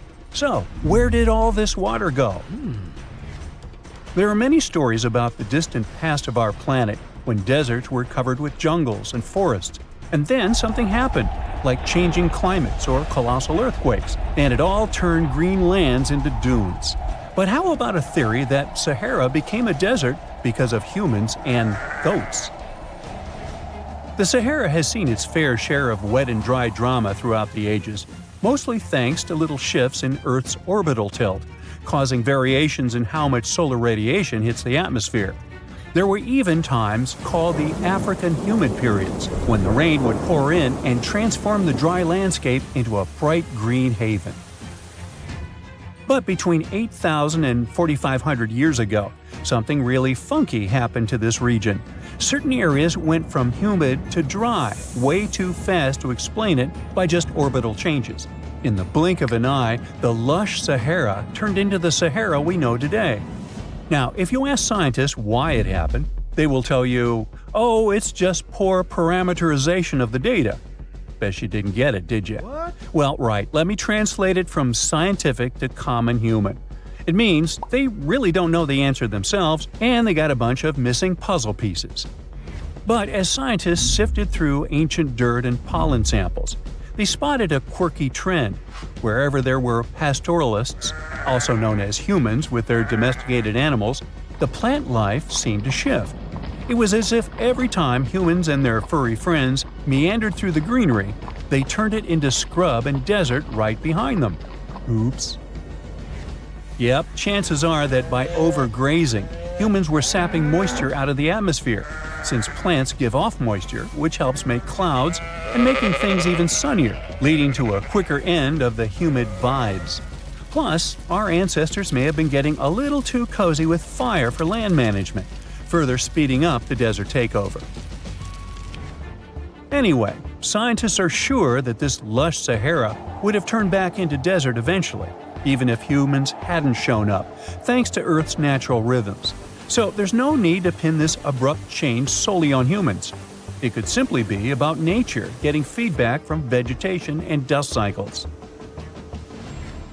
It's difficult to determine what caused these changes, as it's all interconnected.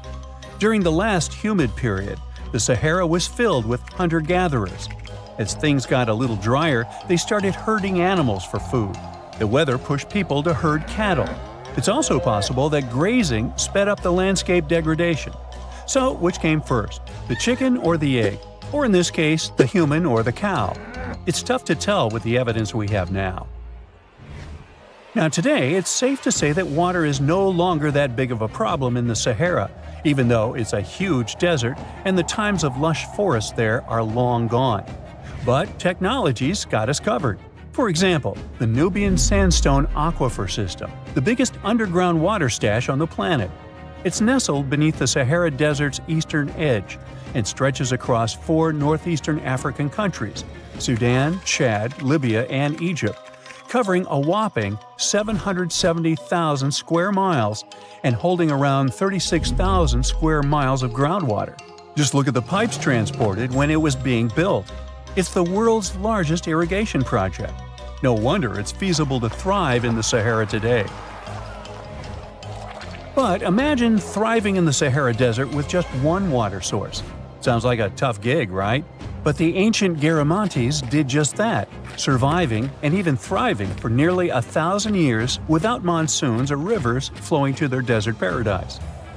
These clever folks were the trendsetters of urban life in the sands, and even the Romans couldn't help but notice their genius. While many thought they were just desert-dwelling savages, the Garamantes were busy building an empire in one of the toughest climates on Earth. But how did they do that? Well, they got crafty and dug a whole bunch of underground tunnels to tap into a massive sandstone aquifer. They were literally squeezing every drop of life from under the dunes. But recently, research showed that the Garamantes weren't just hardworking, they were pretty lucky too. The Garamantes had an underground aquifer that brought water up to a hill where they built over 500 fogaras, which are irrigation systems, some stretching as long as 2.5 miles. It was like sipping water through a straw, which let them irrigate their crops for nearly a century, especially since even a little rain would help recharge the system. But eventually, due to rain insufficiency, the aquifer ran low, and reaching it again would have meant digging more tunnels and relying on more people. That's a tough problem, considering these people were in the middle of food and water shortages. Guess I don't need to tell you what happened to the Garamantes, do I? The fall of the Garamentian culture might be linked to several factors. It may have been due to climate changes, or they may have simply used their water resources too much. Back in the day, the Sahara Desert was actually fertile agricultural land, thanks in part to the cool irrigation system the Garamentians created.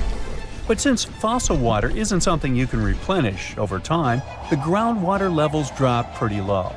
This likely played a big role in the kingdom's decline by the late 7th century CE. That sounds like someone who hit a lottery jackpot, used up all the money, and went back to their original not-so-cool job once the bank account got fully drained. Oh, by the way, even if the Garamantes left some secret wisdom messages for us, the chances are we'll never get what they wanted to tell us. Nobody really knows what language they used, and their texts are nearly indecipherable to us today. But let's go back to the Green Sahara. So it transformed into a desert about 4,500 years ago. But today, we can understand how people lived in those times in the Sahara thanks to natural parks in Africa that have the ultimate outdoor art gallery. There are well over 15,000 ancient paintings and carvings depicting everyday life from around 11,000 years ago. However, if the carvings aren't enough for you and you feel like visiting an actual green desert, all you have to do is book a flight to California. One of the most beautiful phenomenon in the world, the super bloom, takes place here. Look at all these colors – orange, green, pink. It's a miracle. Wildflowers bloom right in the middle of a hot desert after several years of rainfall in dry places. It's such a bright and colorful landscape that super blooms can be seen from space. This rare phenomenon can be observed in other arid places and deserts in western and southern Africa, Western Australia, and Chile. In all these places, the weather is very hot and dry in summer.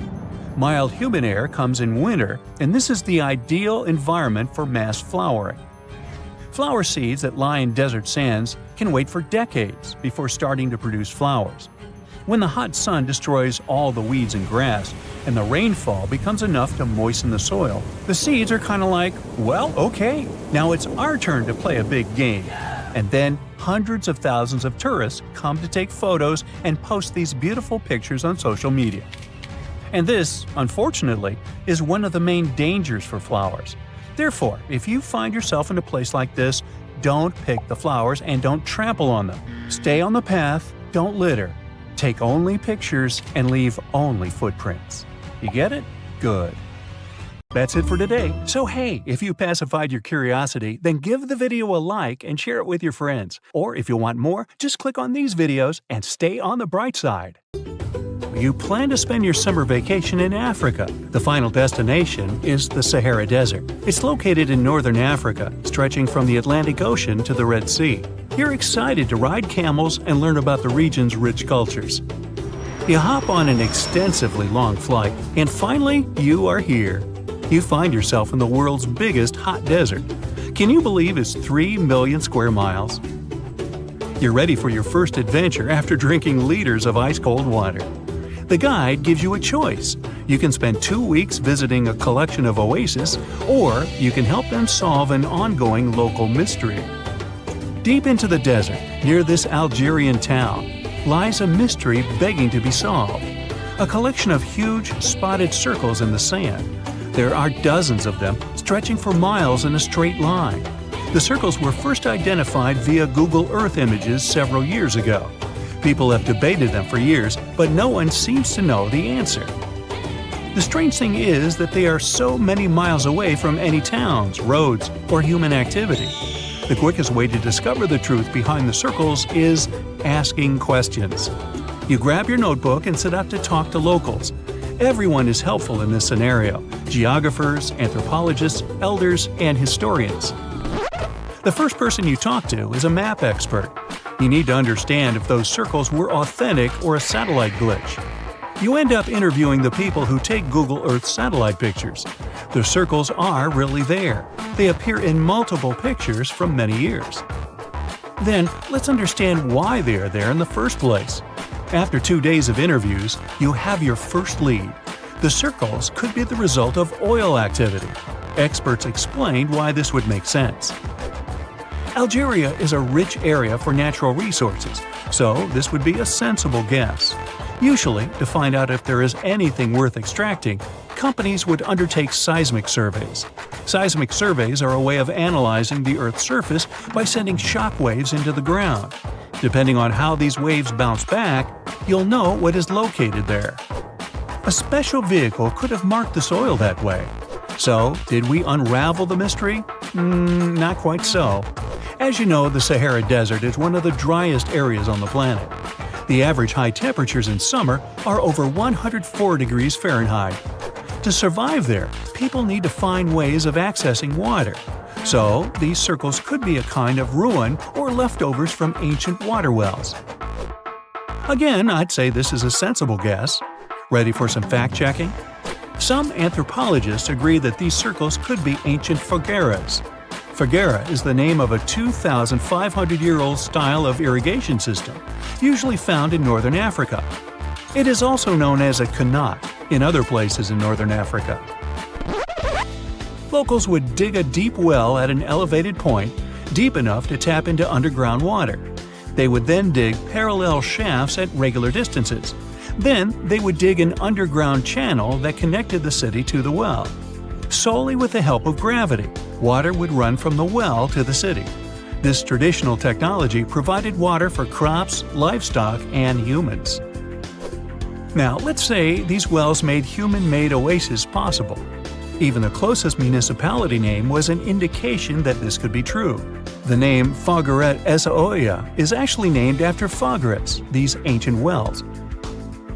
Now, this lead was proving to be very accurate. You decide to travel over there to see for yourself. You take a local bus, sit back, and enjoy the ride. The landscape in northern Algeria is filled with ancient-looking towns. You even see ruins of wells along the way, on the outskirts of smaller cities. Opening Google satellite images, you can see the qanat's markings on the ground, a series of holes running down several miles. But as soon as you arrive, you find out you were wrong. Dale Lightfoot, one of the world's leading experts on qanats, said that the circles were definitely not qanats. Even the satellite images confirm this difference. We were so close. Apparently, qanats or fogueras would not run down a straight line. They wouldn't be shaped like circles. Another clue that this wasn't the case was that there were no towns at the end. The circles were really far away from any human activity, and qanats were explicitly built to provide water for human settlements. Well, it sure was a good try. You almost gave up on this mystery when you decided to take one more field trip. It was days of preparation, pick up cars, food, equipment, all so that the mystery of the Sahara Circles could be unraveled. On the first day, you drove over 99 miles into the desert. You were always curious to see what this part of the world looked like. Over there, you see nothing but mustard yellow dunes. The night sky is pretty decent though. You can see the entire Milky Way with your own eyes. You set up camp and sleep under a canopy of stars. The next day, tension grows. There's no cell reception. Oh dear. But thankfully, you added the coordinates of the circles to your Google map. And surprise, the offline mode works out there. You follow the coordinates, but it leads you astray. You start to get nervous, thinking this was all in vain. But you and the team get into the car and drive a few more miles past the coordinates on your phone. After a very bumpy ride, you can't believe your eyes. There it is, an enormous crater dug on the sand, surrounded by 12 smaller holes. From up high, it looks like a clock, without the pointers, of course. On the ground, they're very faint, so faint you almost miss them. Searching the area, you notice all the holes had something similar, metal wires, thin wires that you can pull from the ground. They're buried deep, so you start digging. An object starts to reveal itself. Uh-oh, it looks like old dynamite. This certainly surprises you. Better stop digging to avoid any accidents. At the end of the survey, you feel satisfied, but still curious. What could all this dynamite mean? And who put it there? What comes next is the turning point of your adventure.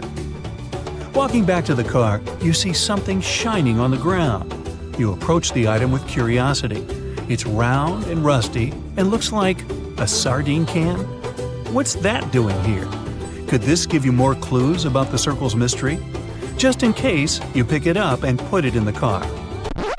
Back in the city, the puzzle pieces start to reveal the story behind the Sahara Circles. You bring photos and the sardine can and show them to local experts. They analyze your material and give you an intriguing verdict. As it turns out, guess number 1 was the closest one to the truth. So, what happened to the first guess? Why do we need to keep digging deeper? Well, because it was only half right. The Sahara circles are not a historical footprint of seismic surveying. Back when the circles were made, this technology didn't even exist. But they sure are related to oil exploration. The dynamite-filled holes were an old method for oil searching. The circles are the leftovers of surveyors looking for resources underground. And the sardine cans? Well, they were left by the workers who held explosion works. You gotta eat, right? According to the model of the can, this happened more or less around the 1950s and 1960s. So these circles aren't even that ancient. More like modern ones, if you ask me. Well. Hope you are glad you tagged along and helped unravel this mystery. See you in the next mystery-solving adventure. That's it for today. So hey, if you pacified your curiosity, then give the video a like and share it with your friends. Or if you want more, just click on these videos and stay on the bright side. You're flying over the Sahara Desert in a small, light aircraft when you spot something truly weird. It seems to belong to a very different part of the world, the ocean. But what ocean can be huge enough for this monstrous sea star to dwell there? You descend and realize that it's not a sea star. It's a towering dune with a pretty unique shape, and it's not alone. From afar, these magnificent sand structures look a bit like pyramids. They have pointed tops and radiating arms. Called star dunes, they're the most complex and largest desert dunes in the world. They're the tallest of their kind, but that's not the coolest thing about them. Researchers have found similar formations on Mars and even on one of Saturn's moons, Titan. Star dunes aren't super rare, but they're especially widespread in southeastern Morocco near the border with Algeria. That's where you're flying at the moment, and the breathtaking dune you're marveling at is Lella Lalia, probably the most famous of them all, a giant 330 feet tall. Scientists believe that it formed in less than 1,000 years. How about doing some research to find out more about these unusual formations? There, I see a great spot for landing. Star dunes got their name because of their multi-armed shapes. They form in areas where winds change direction throughout the year. But even though you can find them in different places on our planet, there is just one confirmed star dune in the rock record, the collective record of Earth's development reflected in preserved rocks. The star dune in question is in Scotland, and it's ancient, from about 250 million years ago. That's all we know about super old star dunes. Probably because we don't know what to look for to identify one. Another problem: star dunes often form in remote locations, which makes them extremely difficult to study. Imagine reaching the nearest settlement, then somehow traveling who knows how many miles to the dune itself, and then slogging up several hundred feet of shifting sand. I'll pass. But you can go since you've already landed, and the dune is right here in front of you. Currently, you're in a dune field called Erg Shabi. Lucky for you, this area has long become a popular tourist stop. Look, in the distance, there are hotels and even a good road. Scientists who examined Lella Lalia before you used ground-penetrating radar to find out more about the sand formation. This equipment can detect the tiniest differences in sand grain sizes and water content under the surface of the dune. That's how you can create a picture of its interior layers. Look out! Phew, it was a close call. See this trench? The researchers dug such trenches to take samples of long-buried sands and then examined them. It's a pretty cool process. The thing is, while buried deep inside, the quartz in the sand accumulates radiation coming from natural sources within our planet. We can compare the grains of quartz to minuscule rechargeable batteries. They can store the energy they get from radiation. When researchers bring them to the laboratory, they can make the grains release that energy, which comes out in the form of light. Scientists can measure the brightness and say when the sand enjoyed sunlight for the last time. Now, when those experts who dug the trenches looked inside Lella Lalia, they were shocked. The enormous formation turned out to be very young, for a dune of course. You'd expect a dune that is several hundred feet tall to be pretty old, like thousands or tens of thousands of years. But that wasn't the case. Well, at least not entirely. The upper part of the dune has turned 900 just recently. But look at the sand near the base of the dune. Yep, right there. Well, it was buried there around 12 or 13,000 years ago, representing ancient dunes in the area. Those good old dunes were active for a couple thousand years, and then something went wrong. Because for a whopping 8,000 years, the sand wasn't accumulating there. A mystery? Scientists might have an explanation. You see, the first part of this quiet period occurred during the time when the climate became warm and wet. Yep, even in the Sahara. It happened about 11,700 years ago. It was the end of the last ice age and the beginning of a new era, the Holocene. And guess what? The Sahara went green. It started blooming like your local botanic garden. Plants started popping up all over the place, stabilizing the sand. If you had visited the Sahara during that period, you wouldn't have recognized this place. But you would have likely come across humans wandering marshy landscapes and hunting for food. Researchers have found pottery fragments and stone tools on one side of Lelalalia. That's true. As sand dunes form and then shift throughout their lives, they swallow and protect ancient remnants of life. Just dig well enough and you might find something that will provide you with a window into the past. It can be ancient fossils, anything from fossilized shells and corals to prehistoric plants. Those can offer precious insights into the history of our planet and the living beings once inhabiting certain regions. Now, it might come as a shock, but in the Sahara Desert, scientists have uncovered well-preserved marine reptiles and fossilized fish within the layers of those ancient sand dunes. They are the remains from the time when the Sahara was covered with a sea millions of years ago. Anyway, it's time to leave that ancient paradise if you want to survive. 4,000 years ago, the wet period came to an end, and the Sahara dried out again. Interestingly, our dune didn't begin building up right away. For some time, sand probably blew through but didn't accumulate. Or the dune could have started growing in a different location. And it's a valid theory since scientists have discovered recently that Lelalalia shifts around 1.6 feet every year. It also accumulates about 6,400 tons of sand every year. Now, if you've been inspired by your dune trip and are now eager to explore more of them, I've got some unpleasant news for you. Unfortunately, although there might be star dunes locked in sandstones around the globe, they're super tricky to detect. The problem is, dunes are huge, but they lack a single distinguishing feature. So you'd really need large exposed beds of rock if you want to get a wide enough view to identify a star dune.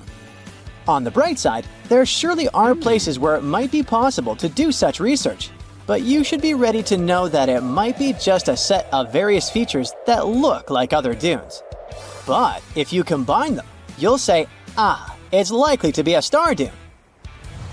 Comment below if you'd like to go on a trip in search of a star dune. Meanwhile, we'll continue our journey. You decide to have some rest and start climbing down the side of the dune. That's when you begin hearing it. Terrible, haunting sounds. Are there ghosts nearby? Worry not, you're safe. You might have heard of a phenomenon called singing sands. As you walk down some sandy slopes, you disturb the grains of sand. They rub against each other, producing friction that creates those eerie melodies. With each step, the sand beneath your feet comes alive in a ghostly choir of whistles and whispers. The sounds range from low hums to loud, high-pitched wails, as if an otherworldly symphony is echoing through the dunes.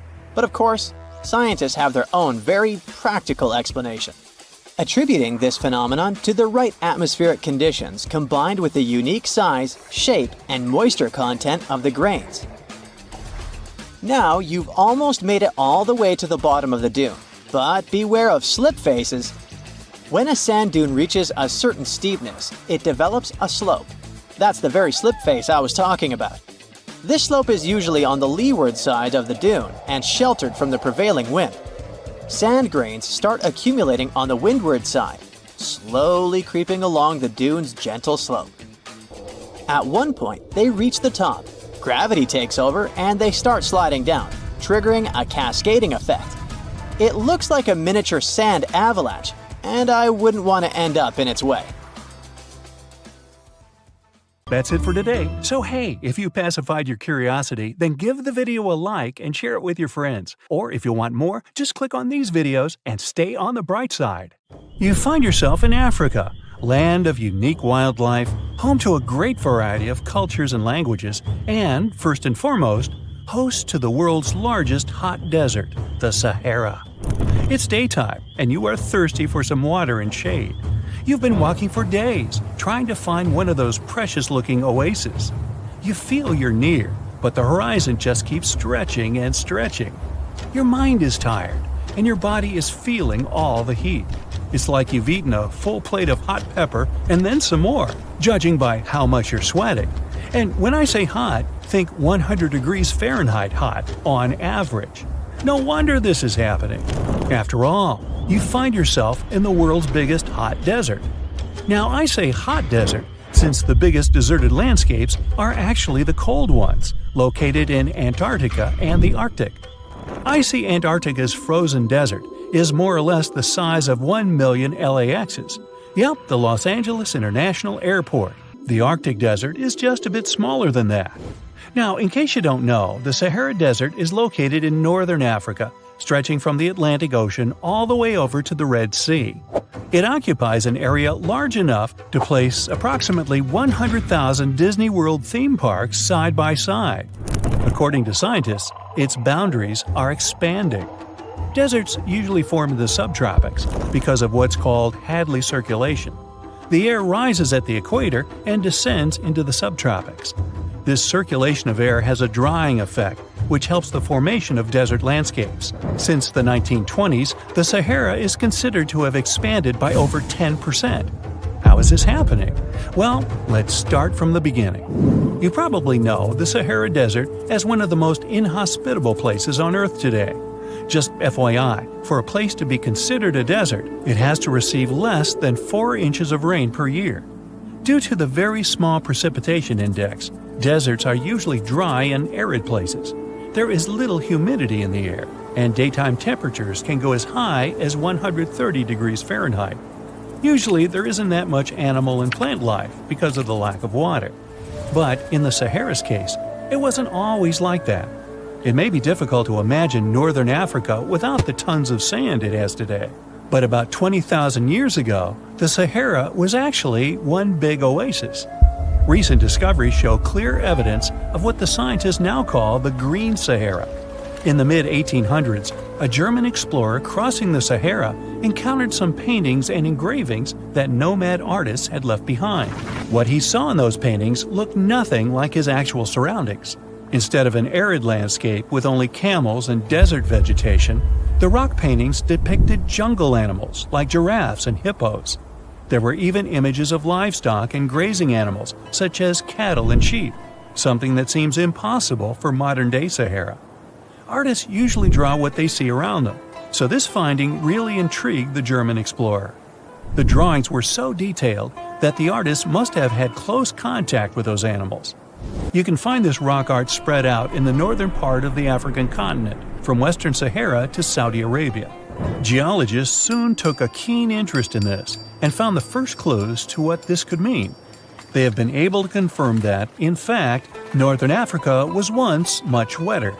They found evidence from nearby deep-sea sediment off the coast of Mauritania. Sampled cores of underwater sand and mud, known as Saharan dust flux, show geologists that, indeed, a green Sahara was possible. The more dust is blowing off of the desert and into the bottom of the ocean, the drier the climate in the region. The sediment cores show that there was much less dust, only half as much, coming off northern Africa during the humid period. This period has to do with Earth's natural cycles. Normally, the Earth rotates at a tilt of 23.5 degrees, but this angle is not consistent and changes over time. Earth's tilt is responsible for the amount of sunlight each hemisphere receives. It affects several ecosystem functions on the planet. During the time of the Green Sahara, the Earth received between 4 and 8% more sunlight than it does today. So when the Earth tilted about 20,000 years ago, the northern hemisphere received more direct sunlight, which affected humidity levels in the region. As the northern hemisphere got warmer, this affected monsoon activity, more specifically the West African monsoon. Monsoons are wind systems that affect a region's rainfall index and humidity levels. As a part of the globe gets warmer, it allows for more air to rise. It combines with the wind to draw moisture up into the atmosphere. Little by little, northern Africa also became wetter. The increased moisture made the Sahara so wet that there were actual bodies of water in the region. As vegetation grew, the plants held onto moisture better than bare sand could. There is evidence of natural basins throughout the Sahara and lakes so big they would fit all of the U.S.'s Great Lakes inside of them. Archaeologists uncovered evidence of vibrant societies in what are now arid areas. It looks like ancient cultures were able to take full advantage of the African humid period.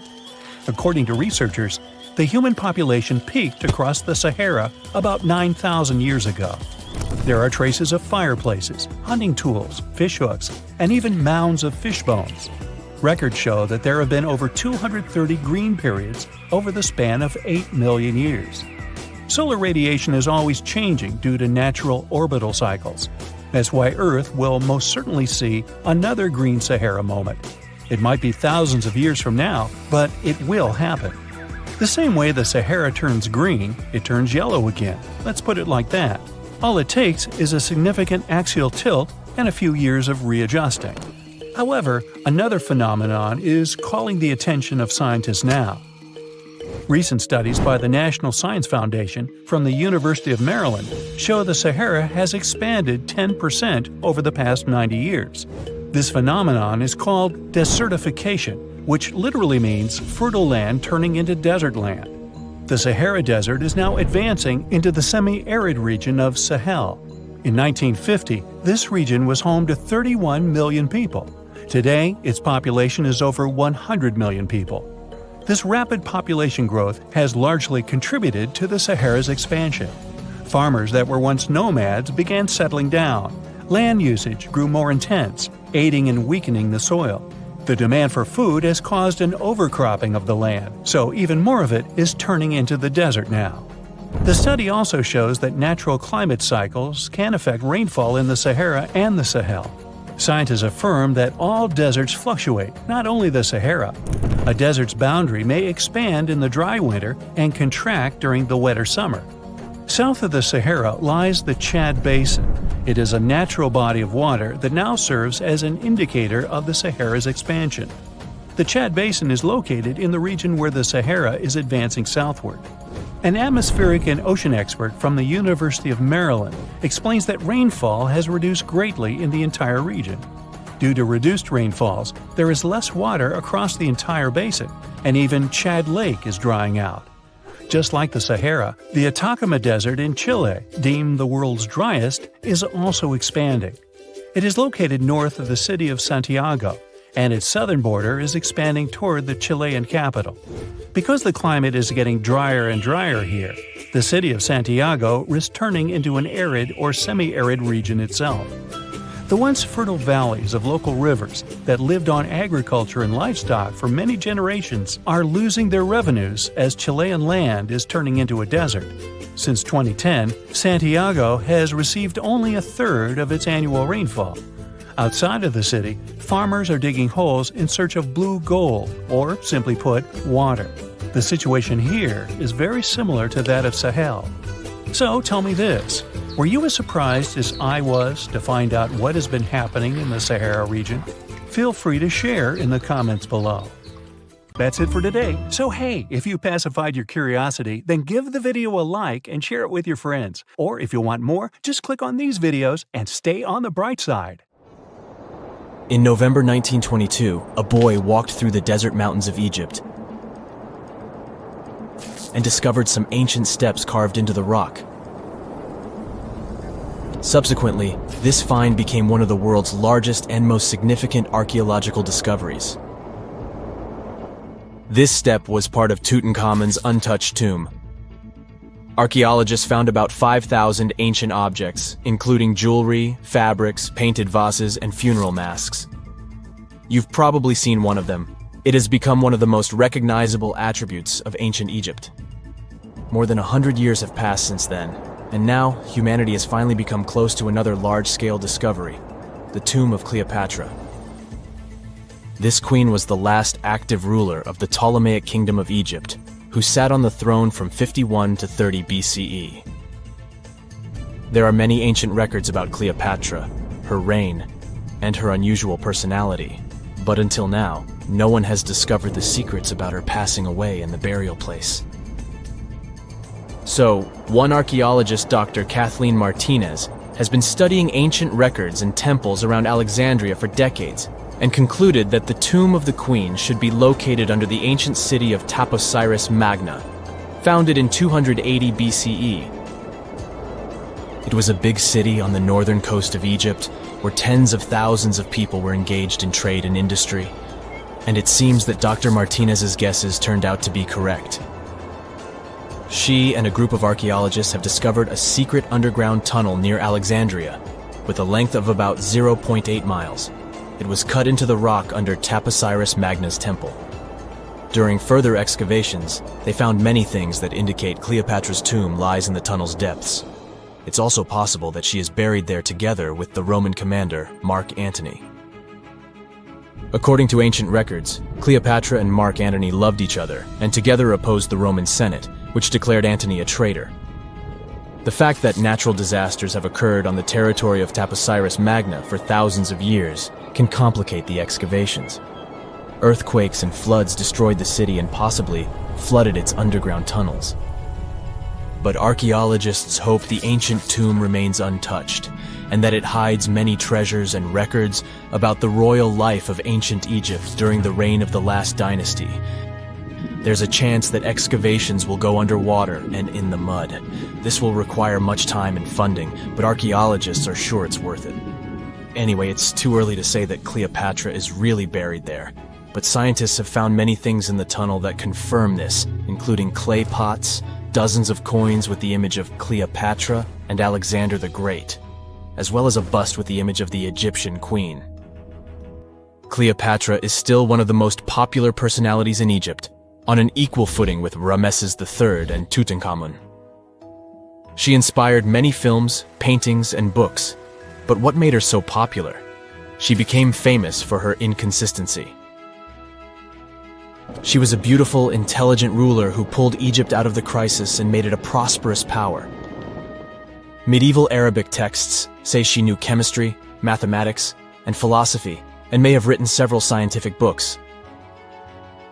She knew several languages and had excellent diplomatic skills. At the same time, there are many legends that she was a femme fatale who drove many men crazy. However, there's no evidence that her beauty was incomparable. The image of a stunning model was created by Hollywood when it made several films where famous actresses performed the role of Cleopatra.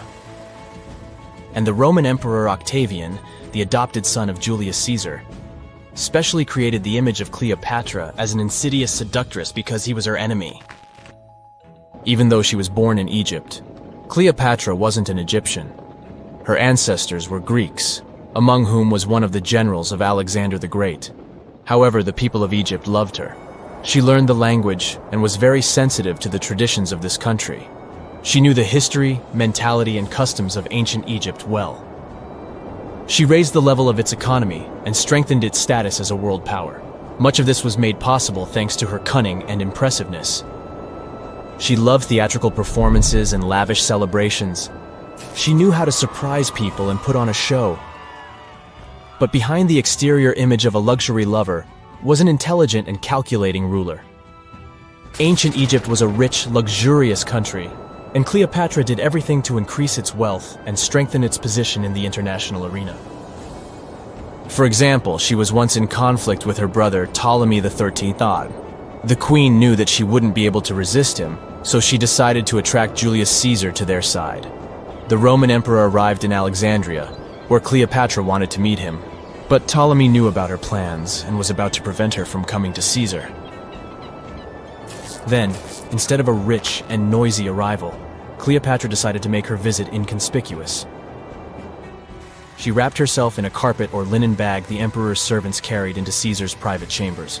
Cleopatra emerged from the carpet and impressed the Roman emperor with her beauty and determination.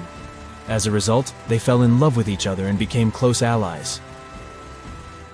After some time, she impressed another influential Roman for diplomatic purposes.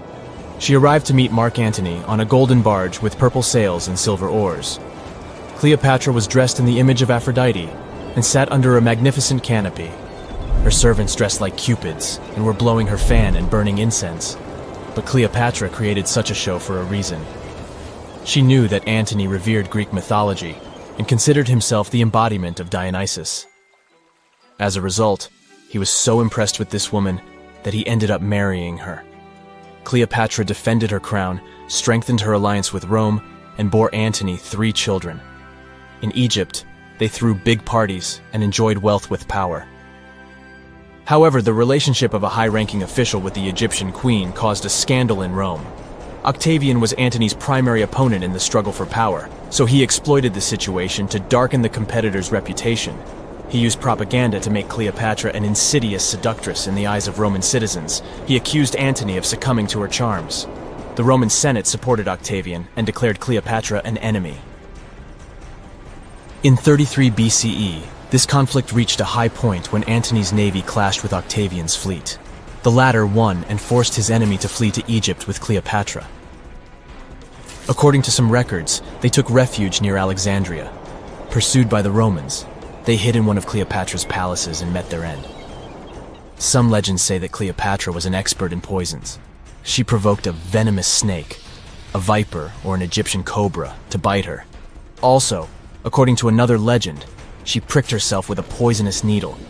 There's a theory that Cleopatra always carried an ampule with poison inside her hairbrush. And when she was cornered, she soaked the needle with this poison and pricked herself. None of this can be said for sure. Scientists are still trying to find out the truth. Perhaps when they reach Cleopatra's tomb, the world will get more answers about her tragic fate. She is considered the last ruler of Egypt. After her passing, Octavian plundered her palaces and temples and returned to Rome, where he became the main emperor. He successfully ruled the country and expanded its borders. His reign ended when he turned 75. World history would have looked different if Cleopatra and Mark Antony hadn't lost that naval battle. By the way, did you know that more time has passed between Cleopatra's reign and Neil Armstrong's flight to the moon than between the reign of the Egyptian queen and the construction of the Great Pyramid of Giza? Armstrong took a step on the Earth satellite in 1969, 38 years after the birth of Cleopatra. And the construction of the pyramid took place in 2560 BCE. Imagine how long the history of ancient Egypt is.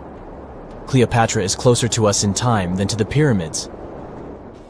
That's it for today. So hey, if you pacified your curiosity, then give the video a like and share it with your friends. Or if you want more, just click on these videos and stay on the bright side. Now, if you were to check out the Sahara from space right now, instead of a barren wasteland, you'd spot a surprising sight. Dry land sprinkled with some lakes and rivers in Morocco and Algeria, all thanks to some heavy rains in early September 2024. These aren't oases. This is just the Sahara going back to the factory settings. Believe it or not, eons ago, one of the biggest deserts on Earth was actually a lush paradise full of greenery. Let's first see how the Sahara turned into a desert. During the last ice age, Earth was much colder, and big ice sheets covered a lot of the land.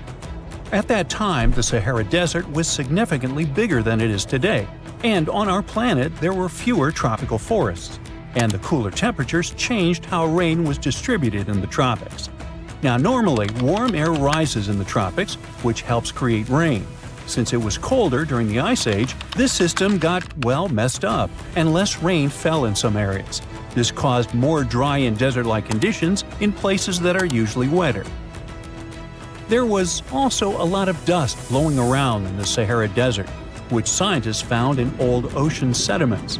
But about 12,500 years ago, something surprising happened. The dust levels went way down.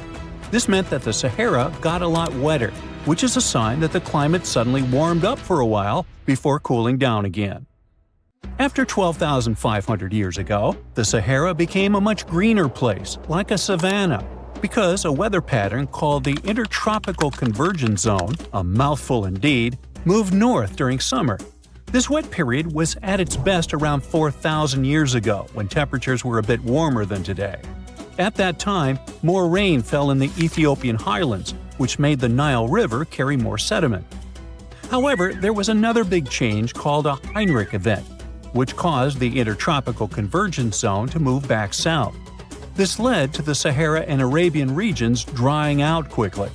Because of this, the Nile River had much less flooding between 2700 and 2100 BCE. Long story short, well, too late for that.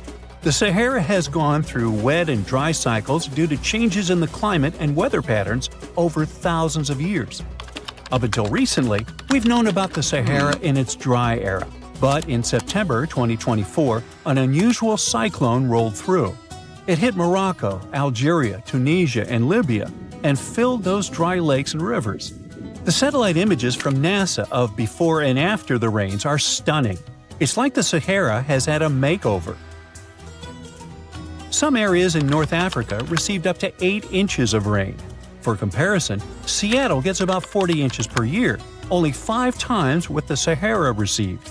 I say only for one simple reason. Seattle has a reputation for being quite rainy, while the Sahara does not. The tricky part is those 8 inches. Essentially, the entire yearly quota for this area fell in a matter of moments. So, in a way, it might have felt rainier in the Sahara than in Seattle. The mountains funnel the water into ephemeral lakes in northern Algeria, which recently expanded to over 70 square miles and reached depths of more than 7 feet. That's enough water to sustain it for a year. So what exactly are these ephemeral lakes? Well, they're basins that fill up for a short time each year, but might stay dry for several years if the rain doesn't cooperate. Sometimes water flows into them from a small surrounding area, or it can just be good old-fashioned rain. Now, a big question arises. How come these lakes exist in the first place? Well, generally they form because there's excess water trapped on the surface. But the soil in the Sahara is incredibly dry. Shouldn't it act like a sponge? It must be thirsting for moisture. Well, think about how eagerly your potted plant drinks up water when you return home from a vacation. However, no matter how parched it is, dry soil can only absorb a limited amount of water, which is often quite small. And just like your potted plant, it doesn't necessarily drink it all. You might simply be overwatering. Or, if you check the saucer below, you could find a mini flood. Another significant factor preventing the soil from absorbing water is the lack of vegetation. Under normal conditions, trees, shrubs, and various plants help retain moisture. In the desert, however, it's nearly impossible. There may be a few palm trees, but that's about it. This also explains the formation of those temporary lakes. Precipitation that isn't held by plants accumulates in low-lying valleys and depressions, creating these fleeting bodies of water. These lakes may only last for a limited time, but that doesn't mean they shouldn't have names. For instance, the beautiful lake adorned with swaying palms that you see is called Lake Yasmina, located in the oasis town of Merzoga.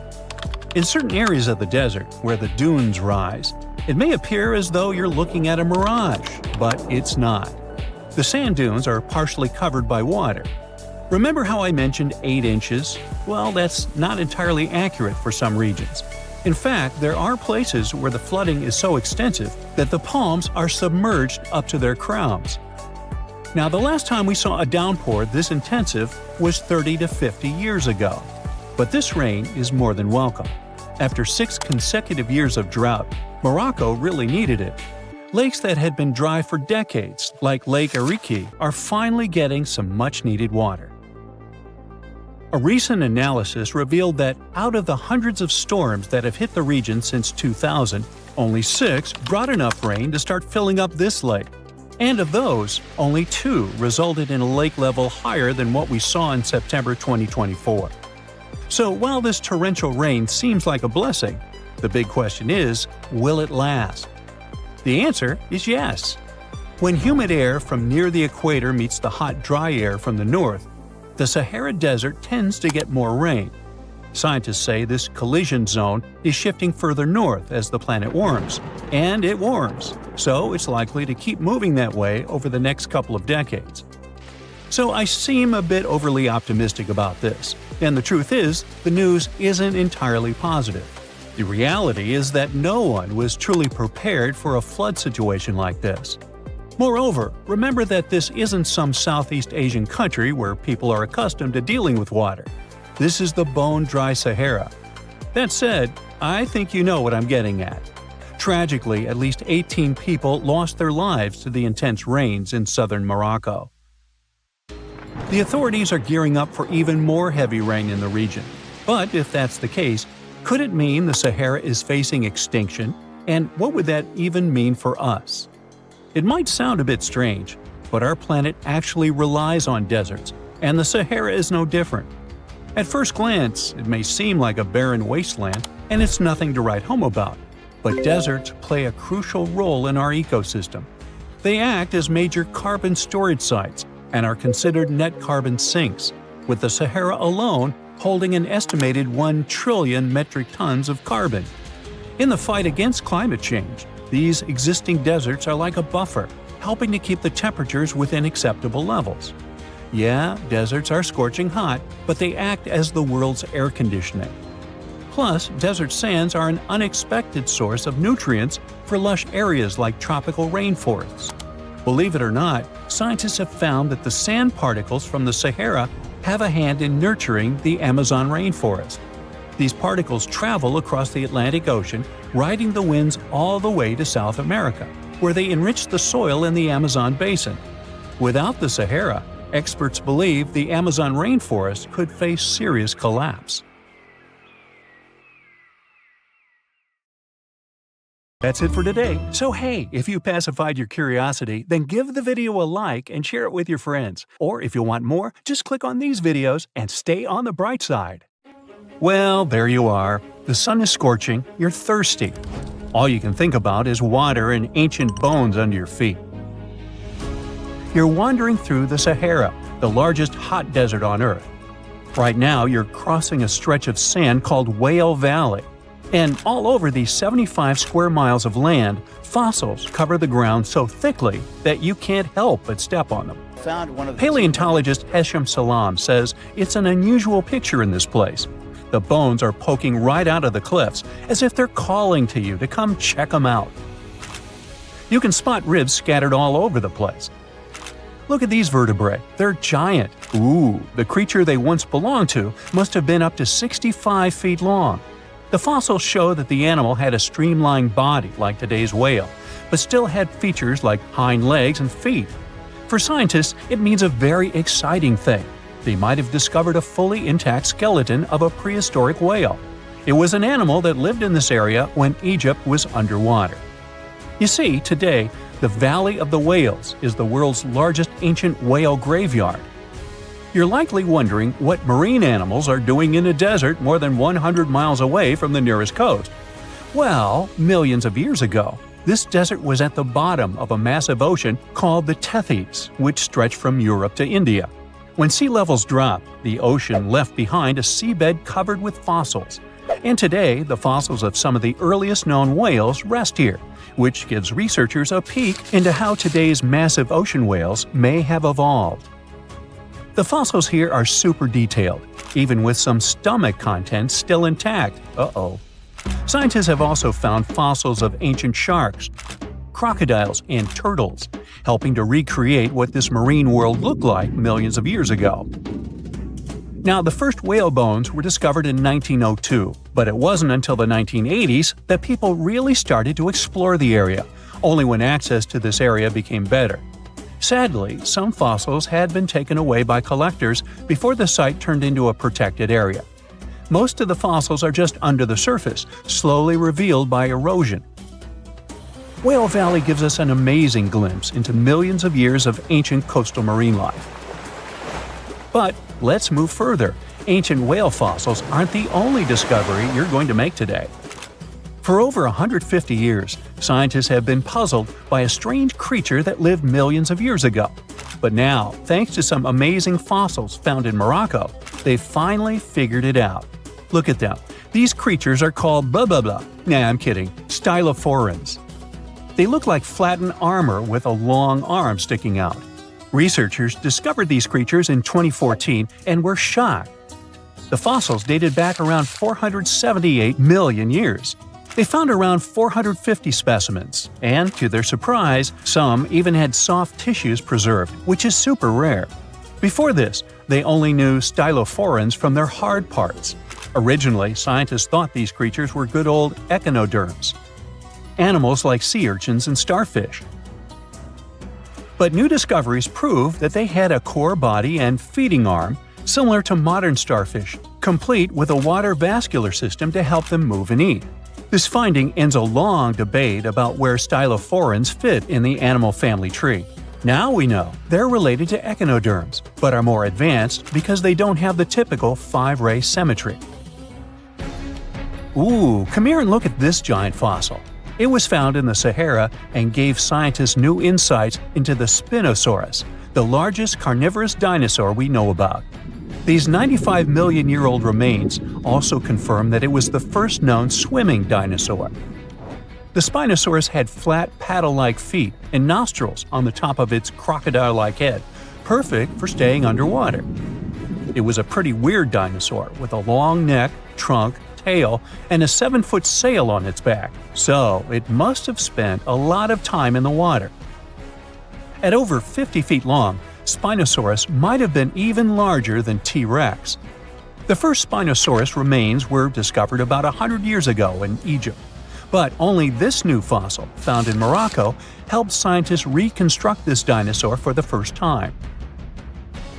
Researchers paid attention to the creature's shorter hind limbs and wide claws. These features point to adaptations for life in the water. Its snout and dense bones also suggest it was a swimmer, while its spiked tail likely attracted mates. Hey, good looking, come here often? And here's another astonishing find made in Tunisia, the remains of Machimosaurus rex. Now, so far it's believed to be the biggest crocodile ever. This ancient croc was about 32 feet long and weighed around 66,000 pounds.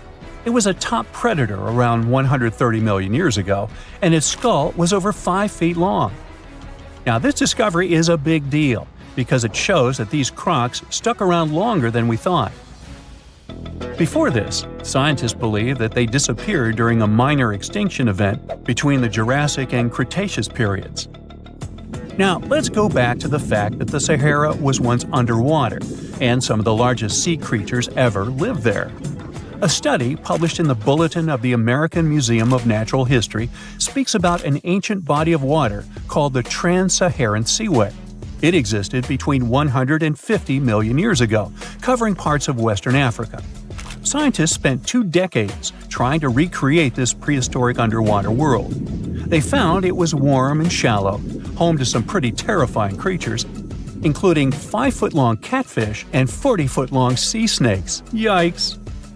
The seaway was cut off from larger oceans for long stretches, which may have helped these predators grow larger because resources were always available. It's a classic case of evolution at work, leading to what scientists call gigantism in isolated environments. But all that water didn't just disappear with no trace. Under the sands of the Sahara, scientists have discovered a massive ancient lake, which they're calling a megalake. Makes sense?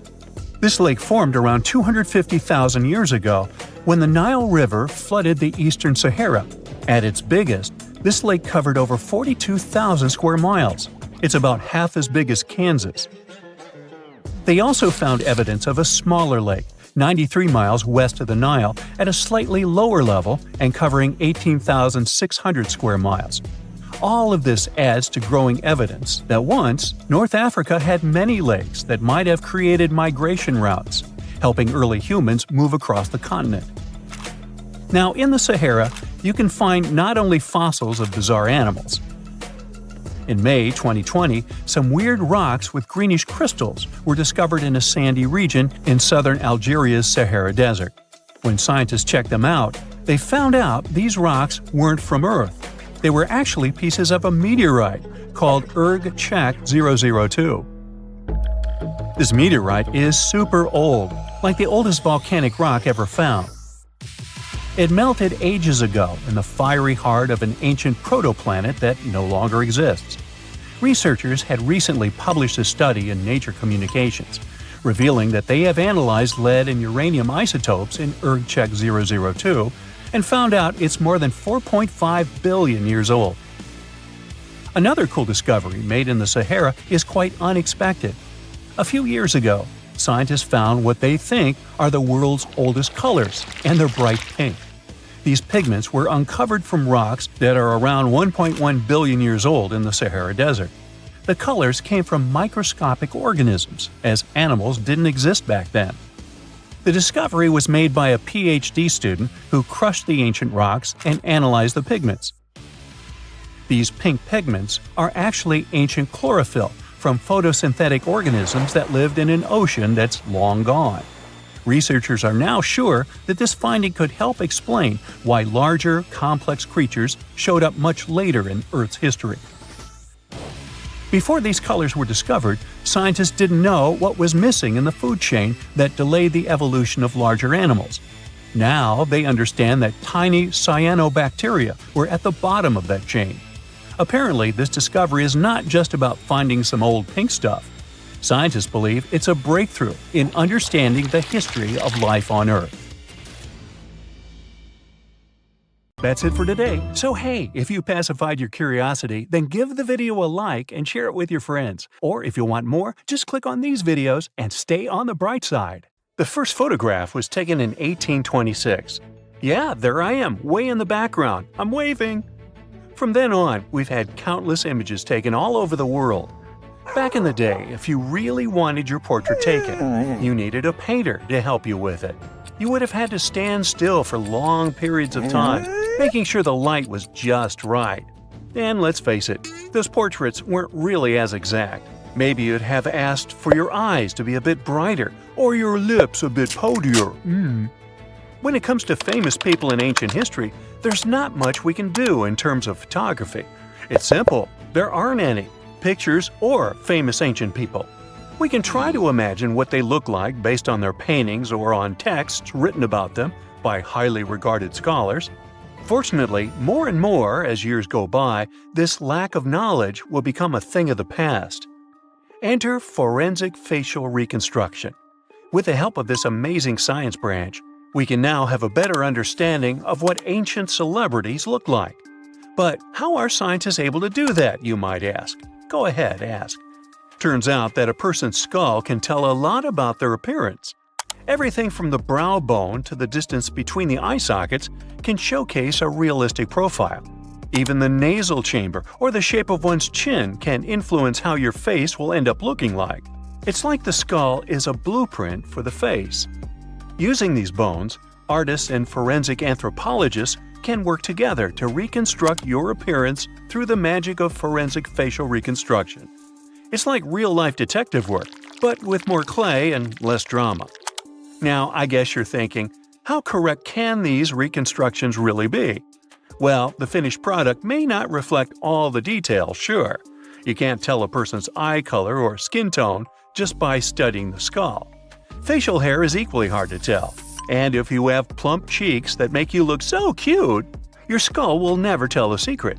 But even with those limitations, facial reconstruction can still show us what someone in history may have looked like. The process itself is pretty cool. A trained sculptor works with a forensic anthropologist to figure out the skeletal features and build up the facial traits using clay. Anthropologists have to consider things like age, gender, ancestry, and any injuries or tooth loss. Scientists can also do such tasks digitally these days with the help of computers and design software. With all these amazing scientific advancements in mind, did you hear the latest news about King Tut's family tree? Well, apparently his possible father, an ancient Egyptian pharaoh, just got a new face makeover. And let me tell you, he's looking regal and serene due to some digital reconstruction magic. But even though this is the most correct representation of him so far, we still don't know for sure who he really is. This fellow was found in 1907 in the Valley of the Kings, just a few feet away from King Tut's tomb. Scientists have been studying him for over a century and think he might be Akhenaten, King Tut's daddy, and a very important Egyptian ruler for that matter. Still, some experts remain skeptical and say we need more evidence to confirm his true identity. The reconstruction of this ancient pharaoh's face was a months-long project by a group of brilliant scientists in Sicily. They even brought in a 3D forensic artist from Brazil to help out. The new model is different from earlier ones because they wanted to focus on his facial features and not get distracted by his hair, jewelry, or other bling. On the same note, make way for this latest fashion icon. No, it's not some famous model. It's a hunter-gatherer woman who lived in Sweden 7,000 years ago. And boy, is she fierce-looking in her new reconstruction. She's rocking a feather cape, a slate necklace, and a belt made from 130 animal teeth. Talk about being fashion-forward or backward. Plus, her dark skin is painted with white patterns, making her look like a true work of art. But don't be fooled by her stunning appearance. This woman was more than just a pretty face. She was buried upright in a location dating back to 5500 BCE to 4600 BCE, and her rich jewelry tells us that she was important in her local community. Thanks to the work of an archaeologist and sculptor, we can now see what this ancient woman looked like. They used a CT scan of her skull to piece together her face muscle by muscle, creating a unique expression. It's like making eye contact with the past. While we may never know for sure what her role was in her community, her intricate surroundings suggest that she held a special place for her people. Now, Otzi, the 5,300-year-old mummy from the Alps, also got a new makeover thanks to this amazing technology. He didn't go to a plastic surgeon if that's what you're thinking. Two Dutch brothers used their skills in forensic science and artistry to recreate his face for a new exhibit in Italy. Otzi was found in 1991 by hikers who stumbled across his mummified and frozen remains in the mountains near the Italian-Austrian border. He's been around longer than Stonehenge or the pyramids of Giza. And now, thanks to the two skillful brothers, we finally know what he looked like. They used 3D images of his skull to recreate his face. A photographer also documented the whole process for half a year. Earlier research shows he passed away from a wound caused by an arrow. He was left in a protected area high up in a cold glacier region, so his body was preserved in the snow. He is now safely kept in a refrigerated cell at the museum, which mimics the wet, cold glacial conditions that kept him preserved. They even have a unique cooling system that makes it possible for the mummy to be displayed. Otzi's last birthday was his 46th, which was a pretty ripe old age for his time. He was about 5 feet 3 inches tall and weighed around 110 pounds, so he was on the smaller side. But hey, size doesn't matter when you've been around for over 5,000 years. King Henry VII got a digital makeover as well, and boy does he look good. A graphic artist used a mask of Henry VII's dating from 1509 to create an impressive and realistic reconstruction. Why a mask, you might wonder?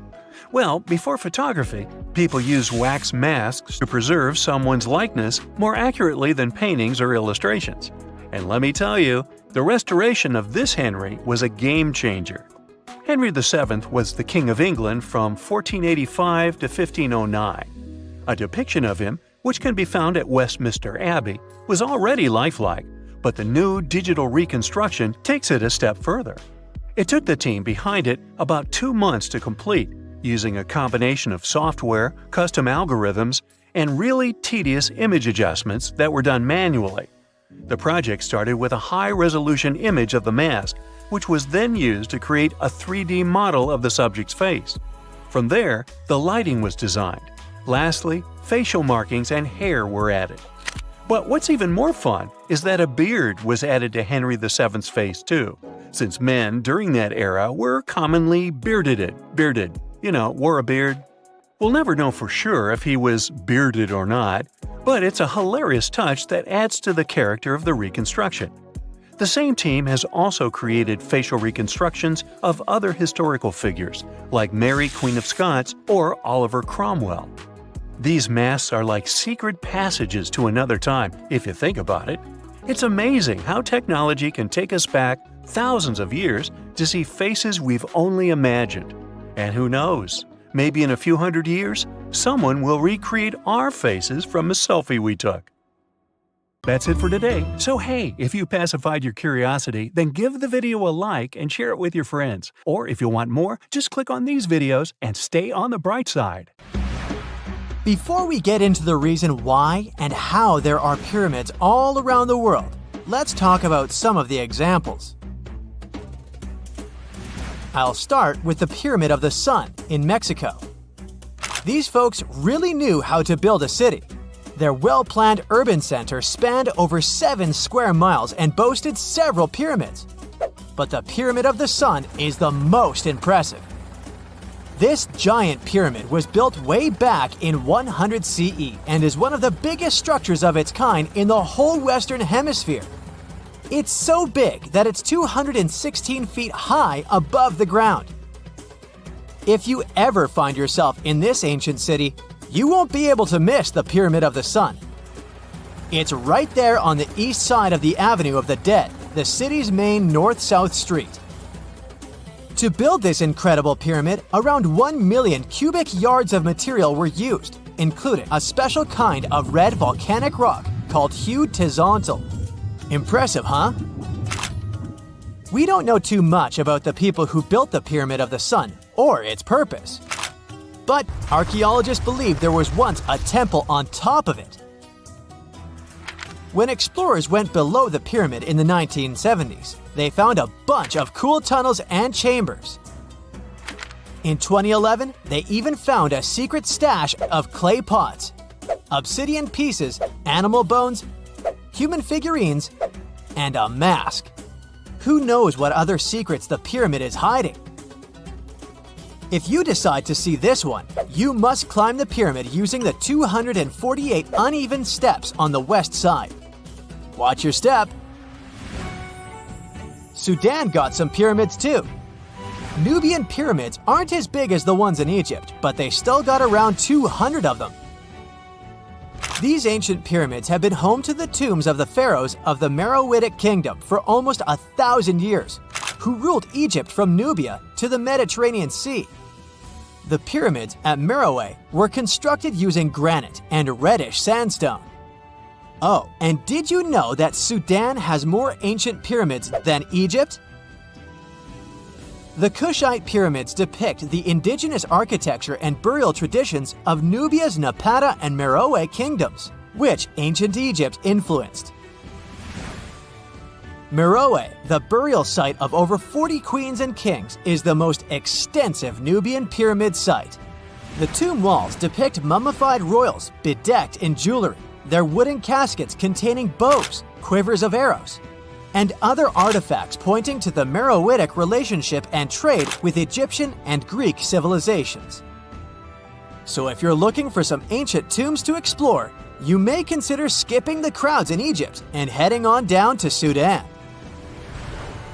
Let's fly to Iraq to see some more pyramids.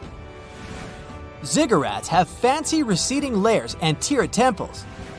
Instead of a smooth exterior, it has tiers like a cake. Perfect for all the important work and rituals that went on inside.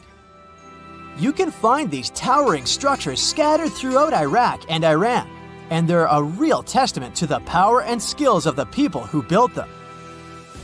One of the biggest and most impressive ziggurats is the ziggurat at Ur.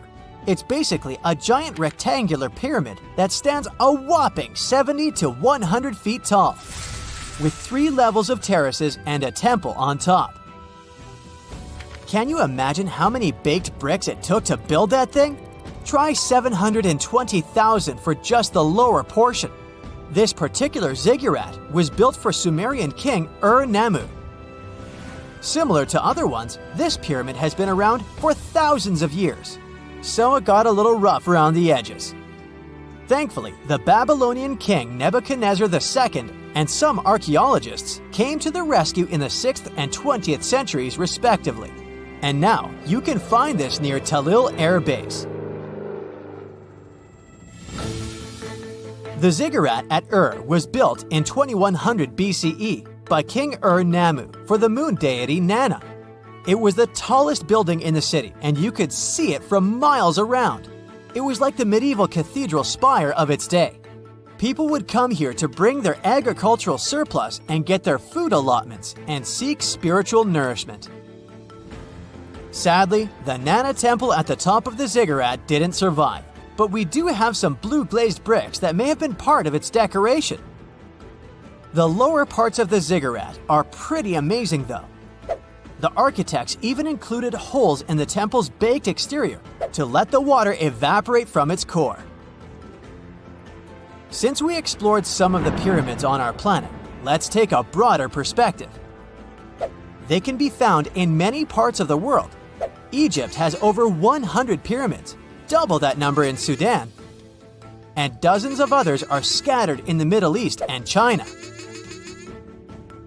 The Americas have the most pyramids in total, with more pyramids than the rest of the world combined. These pyramids are located in Mexico, Guatemala, Honduras, and El Salvador. Time to know more about the evolution of pyramids through history. The oldest pyramid is in Egypt. This pyramid was a step pyramid, which was created by placing one layer of stone on top of another. The pharaoh Sneferu is credited with creating the pyramid shape we recognize today. During his 45-year reign, he built 3 pyramids. His first 2 attempts failed, but he finally got it right with the Red Pyramid, which is considered the first true pyramid. It was Sneferu's son, Khufu, who built the Great Pyramid of Giza, which was the tallest human-made structure on Earth for almost 4,000 years. Latin American pyramids are similar to early Egyptian step pyramids, but they were built independently, with no knowledge of each other. The pyramids in Sudan were built around 700 BCE and are tall but much narrower than those in Egypt. How in the world did all these civilizations build these things without even texting each other?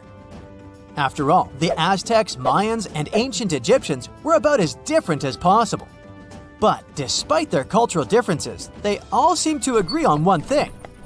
Pyramids were pretty cool. Step pyramids are all around the world because they were the most feasible and stable way to build large and tall structures without access to lighter building materials like wood and metal. The triangular form with a square base is the best way to build a sturdy structure, and having a cube structure would require more material for less height. Now, when it comes to pyramid design, the Egyptian pyramids were like giant triangles with a square base, smooth sides, and a pointy top.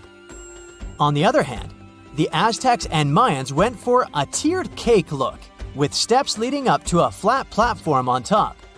So, while all these pyramids share the same basic shape, they have their own unique flair. Each group built its pyramids using different materials, techniques, and slope angles. So while they may have been inspired by each other's work occasionally, they were just doing their own thing. Egyptian pyramids had smooth, angled sides that were designed to help the pharaoh's soul ascend to heaven. The Pyramid of the Sun was built over a series of caves that served as a passageway for the deities. The Maya built the temple of Kukulkan in Chichen Itza to honor the deity Kukulkan, usually represented by a serpent. Nicknamed El Castillo, it has 91 steps on each side, plus a platform. That's 365 steps, one for each day of the Mayan calendar. Tell me, Brightsiders, how were pyramids built? To begin with, humans made them, not a foreign race from space that landed on Earth. You see, one thing that all pyramids have in common is that they were built without advanced tools or even the wheel. It took a lot of people to build them, including skilled laborers and architects. For example, it's estimated that 20,000 people built the Great Pyramid of Giza. and it's believed that most of them were skilled laborers. Building pyramids was a massive undertaking that required years of planning and effort. The Great Pyramid at Cholula, Mexico, took 600 years to complete. That's it for today. So hey, if you pacified your curiosity, then give the video a like and share it with your friends. Or if you want more, just click on these videos and stay on the bright side. In 1850, French scientist Auguste Mariette went to Egypt looking for manuscripts, but accidentally found a head of a sphinx sticking out of the dunes. He cleared the sand and figured out the sphinx was guiding the entrance to some underground construction. Several months later, he finally entered the Serapeum of Saqqara.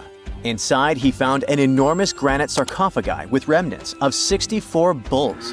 Scientists are still amazed by the tech that the ancient Egyptians used to transport those enormous boxes. The Serapeum was built around the year 3000 before the Common Era. It was an underground tomb built to honor the sacred Apis bulls of ancient Egypt. It had a long hallway, almost 500 feet long, with giant stone rooms on both sides. Some of the sarcophagi weighed as much as 50 average cars, and all of them were made with super precision, with exact 90-degree angles. These sarcophagi were beautifully decorated with hieroglyphs and carvings that told stories about the lives and importance of the Apis bulls. Now, there are 24 sarcophagi left. In ancient Egypt, Apis bulls were very special animals connected to the deity Ptah. They thought the bulls carried Ptah's spirit and wisdom, helped the pharaoh, and protected the Egyptians. Priests looked for special markings on young bulls to find Apis bulls. It could be a white triangle on its forehead, which symbolized divine light, a shape on its back like a vulture's wing, and a scarab shape under its tongue, which stood for rebirth. If a bull had these signs, they believed it was chosen by Ptah and treated it like royalty. The chosen bulls lived in a special temple in Memphis, the city where they worshipped Ptah. They received the best care and offerings from visitors who wanted their blessings. When an Apis bull passed away, it was treated with great honor and mummified. When Mariette entered the Serapeum, he noticed traces of rollers on the gallery's floor and found 2 wooden horizontal winches. Each had 8 levers. Later, other explorers saw double rails. The burial chambers were lower than the hallway floor. To get the boxes into place, workers filled the chambers with sand so the sarcophagi could be rolled in straight. Then they slowly removed the sand to gently lower the boxes into perfectly cut spaces in the bedrock. A carved stone sign found in the Serapeum said it took 28 days to move just one sarcophagus and its lid into its spot during the time of Ptolemy II. The extreme precision of the sarcophagi with 90-degree angles also has an explanation. Ancient Egyptians wrote texts, or rather, papyrus, on geometry a long time ago. It shows that they knew the approximate number pi and could calculate the volume of a pyramid with its top cut off. If they could figure out complicated math like that back then, it makes sense that they could also carve perfectly flat surfaces 500 years later. All this sounds pretty legit, but some people think certain things don't add up here. The size of boxes is way larger than the size of bulls, yet they buried pharaohs in tiny coffins that barely fit their bodies. The sarcophagi are made out of granite with crazy precision, and they could have just used limestone, which would have made things way easier. The transportation of the boxes seems pretty simple, but only in theory. If one person could pull about 440 pounds, then at least 250 people would be needed to pull just one box. The tunnels in the Serapeum are really narrow, only about 2 feet wider than the boxes themselves. There's no way hundreds of people could have squeezed into those tight spaces to pull the boxes. And even if they did, how would they turn the box in the cramped corridor, lower it into its niche, and place it perfectly in the middle? Somehow they did this 24 times, and every box is centered perfectly. Plus, the chambers were dusty, and there were no signs of soot from lamps. This means they must have worked in almost complete darkness. The real use of the boxes could also be different. A long time ago, even before the Egyptian pharaohs ruled, The local people already knew how to use fermentation. It happens when tiny organisms called yeast eat certain ingredients like starch and turn them into gas and ethanol. So someone in ancient Egypt probably put food like barley, bread, and even meat inside a giant stone box, then closed it tight with a heavy lid. These stone boxes, carved from granite, were so precisely made that they were almost completely sealed, so nothing could escape from it. As the yeast inside the box started working, it created more and more CO2 gas. It built up pressure inside the box. The granite boxes were incredibly strong. They could handle more pressure than a car tire can hold. When granite was squeezed under such pressure, its crystals produced a tiny electric charge. This effect was possible because granite contains quartz, a material that reacts to pressure this way. The process also needed meat or animal parts, possibly to help the yeast grow better. Meat contains something called oleic acid, which yeast needs to keep growing and to survive the bad effects of the ethanol it produces. As the pressure inside the box kept growing, the combination of gases and electricity made these boxes not just ancient fridges, but powerful energy systems. Over time, the pressure inside got so strong that it could push the lid open and the gas would escape with a pop. But when people rediscovered the Serapeum in 1850, they found old drawings that showed piles of stones stacked on top of some of the box lids. So, someone long ago probably tried to make the lids even heavier by adding extra weight to make it harder for the gas pressure to push them open. This extra weight also meant the quartz crystals in the granite could keep creating more electricity under all that pressure. If someone opened one of these stone boxes thousands of years later, they would only find bones from bowls that were placed in the box. And that's exactly what Mariette discovered in the 1850s. They opened the Serapeum for visitors soon after the first excavations in the second half of the 19th century. Prince of Wales even had a luncheon with his guests in one of the sarcophagi. Sands and earthquakes made the site inaccessible for a while, but now you can visit it again and try to solve the mystery yourself. With new tech, we could have answers to many other historical mysteries soon. A team of scientists at Chicago's Field Museum of Natural History recently used a special CT scanner to learn more about ancient Egyptian mummies without unwrapping them. They gently rolled 26 mummies on custom carts out to the parking lot, where the scanner was waiting. It took thousands of detailed X-ray pictures of each mummy and their coffins. When all the pictures were put together, they created 3D images that showed what was inside, the skeletons, and some artifacts. The scientists hope these images will help them understand ancient Egyptian burial practices from over 3,000 years ago. Even though the scanning process only took 4 days, it might take 3 years to study all the data. But scientists were able to learn some personal details about the mummies. One of the most popular mummified individuals at the museum, Lady Chineta, was a woman who lived in ancient Egypt about 3,000 years ago. It looks like she passed away in her late 30s or early 40s. To make sure her body looked complete for the afterlife, embalmers put stuffing in her neck to keep it from collapsing. They also placed artificial eyes in her sockets, so she would have eyes in the next world. She was wrapped in fancy linen and placed in a beautifully decorated coffin. The scans revealed that it had been carefully crafted with a slit at the back, which embalmers used to fit the body. There were also some artistic details on the surface, like markings for her knees. It looks like her burial was on the scale of a high-end luxury car. That's it for today. So hey, if you pacified your curiosity, then give the video a like and share it with your friends. Or if you want more, just click on these videos and stay on the bright side. Big news! Santa is real, and he looks like this. I know it's not exactly how we pictured the jolly old guy, but a recently discovered tomb might just be the proof we've been waiting for to show that St. Nicholas was real and Turkish. Turns out, he wasn't a North Pole native, but a kind-hearted bishop from the 4th century, famous for giving gifts to everyone. The legend says he was a wealthy man born in the ancient city of Patara, modern-day Turkey, who traveled to the countryside to help the poor and the sick. For centuries, though, people couldn't be sure he actually existed. Some historical sources say he was buried in Myra, which is now called Demre, Turkey. Since the 80s, archaeologists have been digging around this area, trying to prove it. And now, their Christmas miracle has finally come true.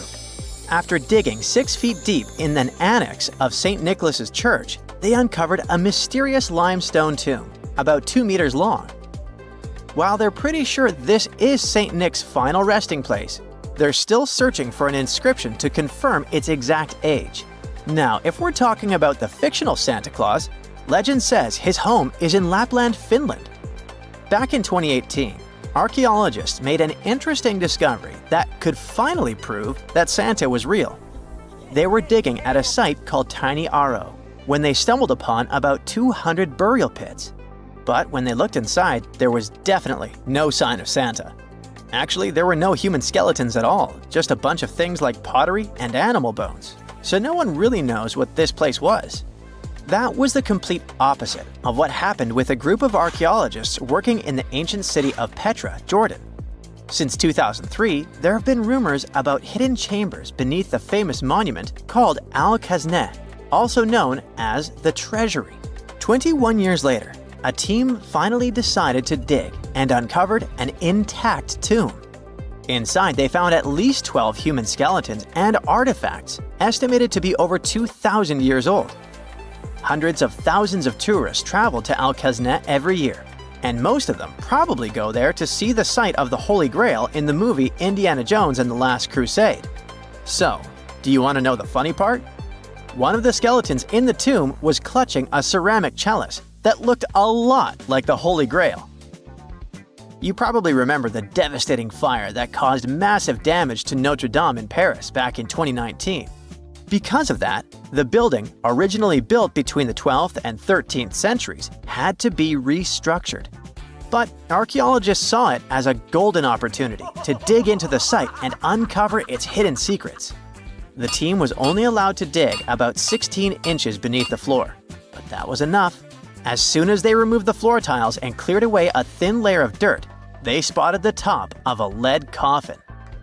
Then, they found some limestone sculptures, including life-sized heads and torsos. Altogether, they uncovered over 1,000 fragments of different works of art. Ancient statues have been found in the most random places, including a sewer. In July 2024, Bulgarian archaeologists were checking a Roman sewer in the ancient city of Heraklia Sintika when they found a nearly 7-foot-tall marble statue of Hermes, the Greek messenger deity. This town was completely devastated and abandoned after 2 earthquakes, one in the year 388 and the other in the year 425. But somehow, it didn't destroy this statue. In fact, its head was found in surprisingly good condition. Finding ancient artwork is definitely fascinating, but imagine stumbling upon an entire hidden city in the Amazon rainforest.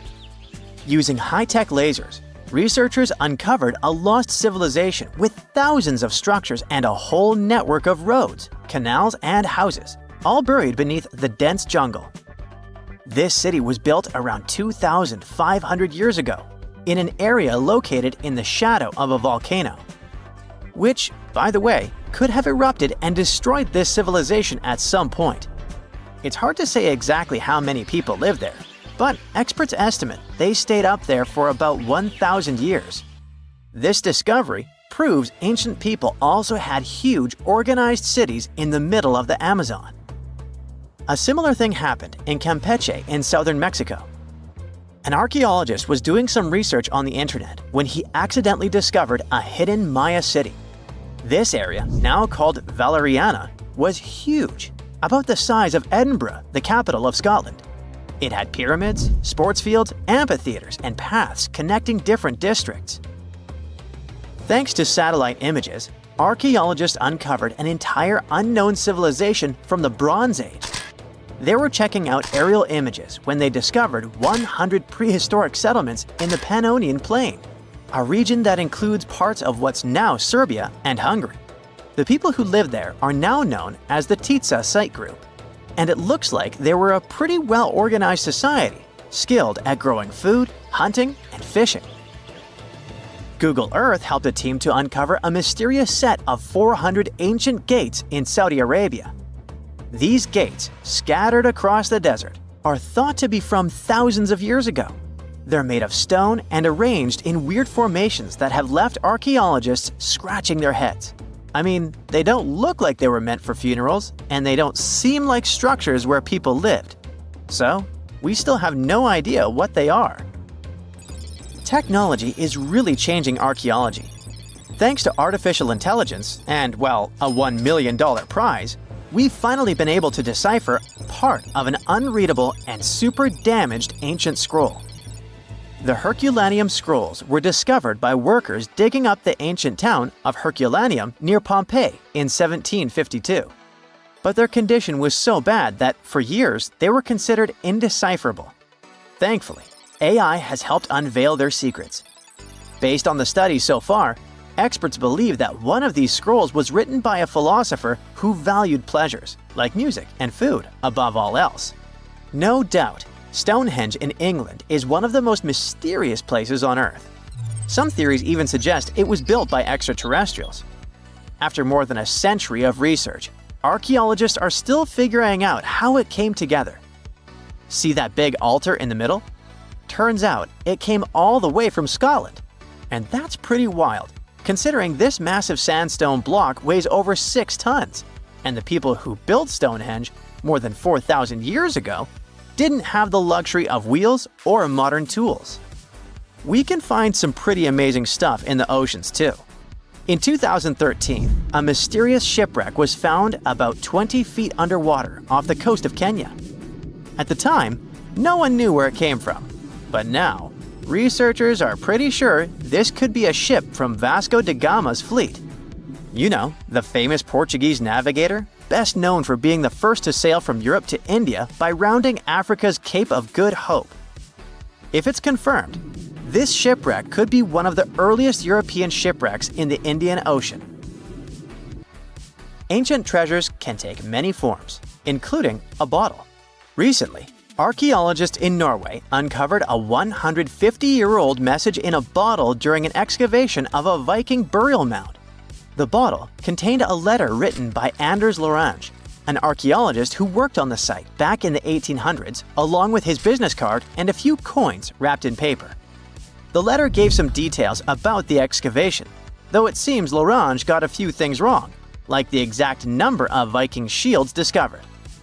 At the end of the letter, he wrote a personal note in runic script, "Emma Gade, my girlfriend." So it gave us not only insights into history, but also a peek into his love life. That's it for today. So hey, if you pacified your curiosity, then give the video a like and share it with your friends. Or if you want more, just click on these videos and stay on the bright side. Archaeologists have been studying Petra in Jordan for 200 years, and in 2024, they found something they had never seen before. It's a tomb with at least 12 complete human skeletons and artifacts that are over 2,000 years old right in front of the treasury. Bronze, iron, and ceramic items were placed with the deceased, which shows how people honored their loved ones when they passed away. It's a rare chance for scientists to learn more about the Nabateans, an ancient group of Arabian nomads who built Petra. The objects found in the tomb under Petra's treasury are in amazing condition, but the skeletons became fragile because it's damp inside the tomb. They plan to study the remains and extract DNA to see if the people in the tomb were related. While some scientists are solving tomb mysteries, others have trained AI to find new ancient sites for them. They've created an algorithm that works with a special type of satellite imagery. This technique uses radio waves that can peek under things like sand, soil, and even ice to find hidden objects. AI will help search a huge desert on the Arabian Peninsula called the Empty Quarter for archaeological treasures. The lead scientists of the experiment trained the algorithm to recognize hidden locations using data from a site they had found before. The new tech can discover buried structures within 20 inches, which is very precise. Another groundbreaking tech, LiDAR, which means light detection and ranging, helped archaeologists reveal new hidden cities all around the world. LiDAR can see big structures beneath layers of vegetation and map even subtle changes in ancient landscapes. They use it to scan large areas from a small plane flying over places that aren't so easy to study from the ground, like dense jungle. In 2024 alone, they found new Maya settlements in southern Mexico, gardens, roads, and rivers in Ecuador's Amazon rainforest, ancient ruins on the Pacific island of Tonga, and the remains of 2 medieval cities along the Silk Road route in Uzbekistan. Maybe some smart technology can also explain what Marge Simpson is doing on Earth in an ancient Egyptian tomb from 3,000 years ago. The drawing, featuring a woman with yellow-colored skin, a blue crown, and a green outfit, is alarmingly like the famous cartoon character. If you don't see a resemblance here, I hope you'll at least enjoy an amazingly well-preserved necklace with amethyst and agate beads. It's from another recent find from Egypt, an ancient tomb with 11 sealed burials near Luxor. Archaeologists also found 2 copper mirrors, one with a lotus-shaped handle and the second with a unique design of the deity of the sky, women, fertility, and love in ancient Egypt. The hair of the figurine was originally made from almost 4,000 mud beads. Another awesome find from 2024 is an ancient Greek shrine with intact burials, a sarcophagus, and plenty of gold inside. They think it was built before the year 300 before the Common Era, and the marble lions, also found inside, were made from the same marble as the Parthenon in Athens. Greece is so full of ancient treasures that the city of Thessaloniki will house around 300,000 of those artifacts in their new subway system. Meanwhile, archaeologists in France have found a monument unlike any other, and they can't figure out what it was used for. It's direct proof that people used to live here between the Neolithic and the early Iron Age periods. The coolest part is a monument made of 3 unique shapes that fit together like puzzle pieces. Some gravel found in the monument could mean there used to be a wooden fence called a palisade. People who built it probably used it for protection or decoration. The team studied the layers of soil around the monument to learn more about its origins. The only tools found so far were sharp flint stones, not the cartoon characters, which were used during the Neolithic period. The next step will be radiocarbon dating to figure out exactly how old the site is. Now, the oldest saddle ever found so far was found in the grave of a woman near the edge of the Taklamakan Desert in northwest China. This saddle is the oldest ever discovered. It was crafted from pieces of leather that were sewn together and stuffed with straw and animal hair to make it soft.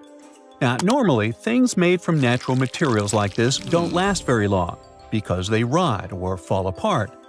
But the Taklamakan Desert is so dry that it helped preserve the artifact. The herdswoman who used the saddle was buried in her full riding attire, so this proves that not only men used saddles and took part in herding and traveling.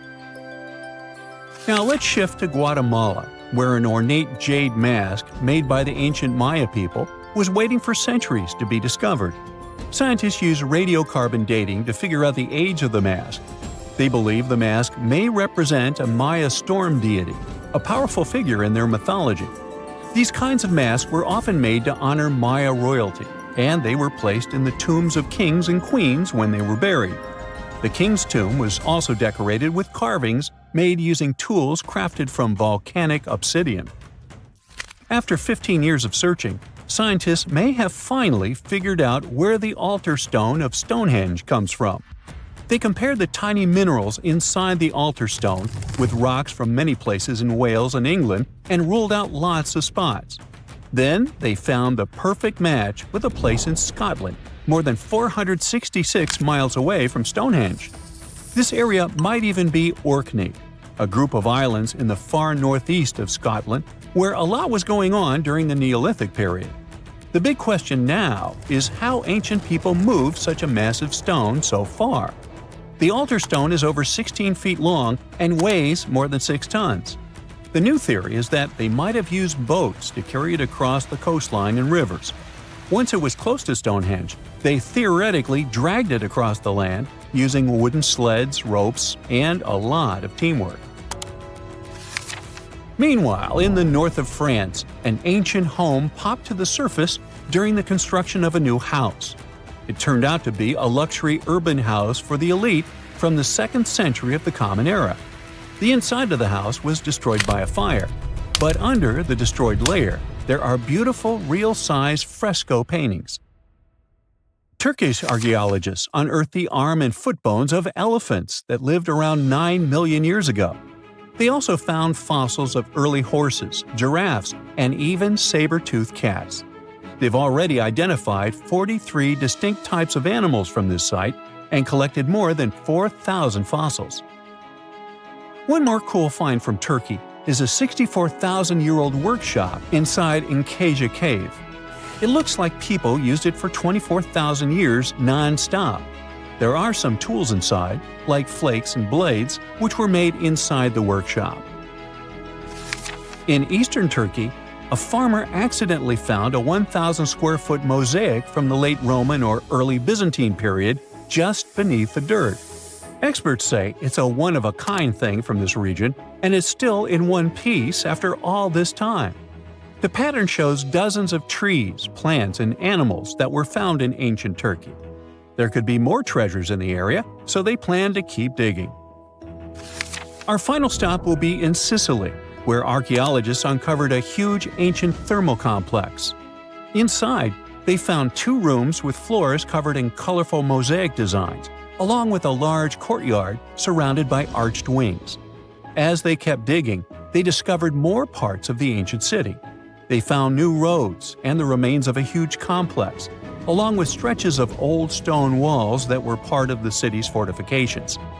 These discoveries are helping scientists imagine what the city might have looked like during ancient times. No one knows for sure whether the bathhouse was built by the Greeks or the Romans, since both civilizations lived in Sicily long ago. That's it for today. So hey, if you pacified your curiosity, then give the video a like and share it with your friends. Or if you want more, just click on these videos and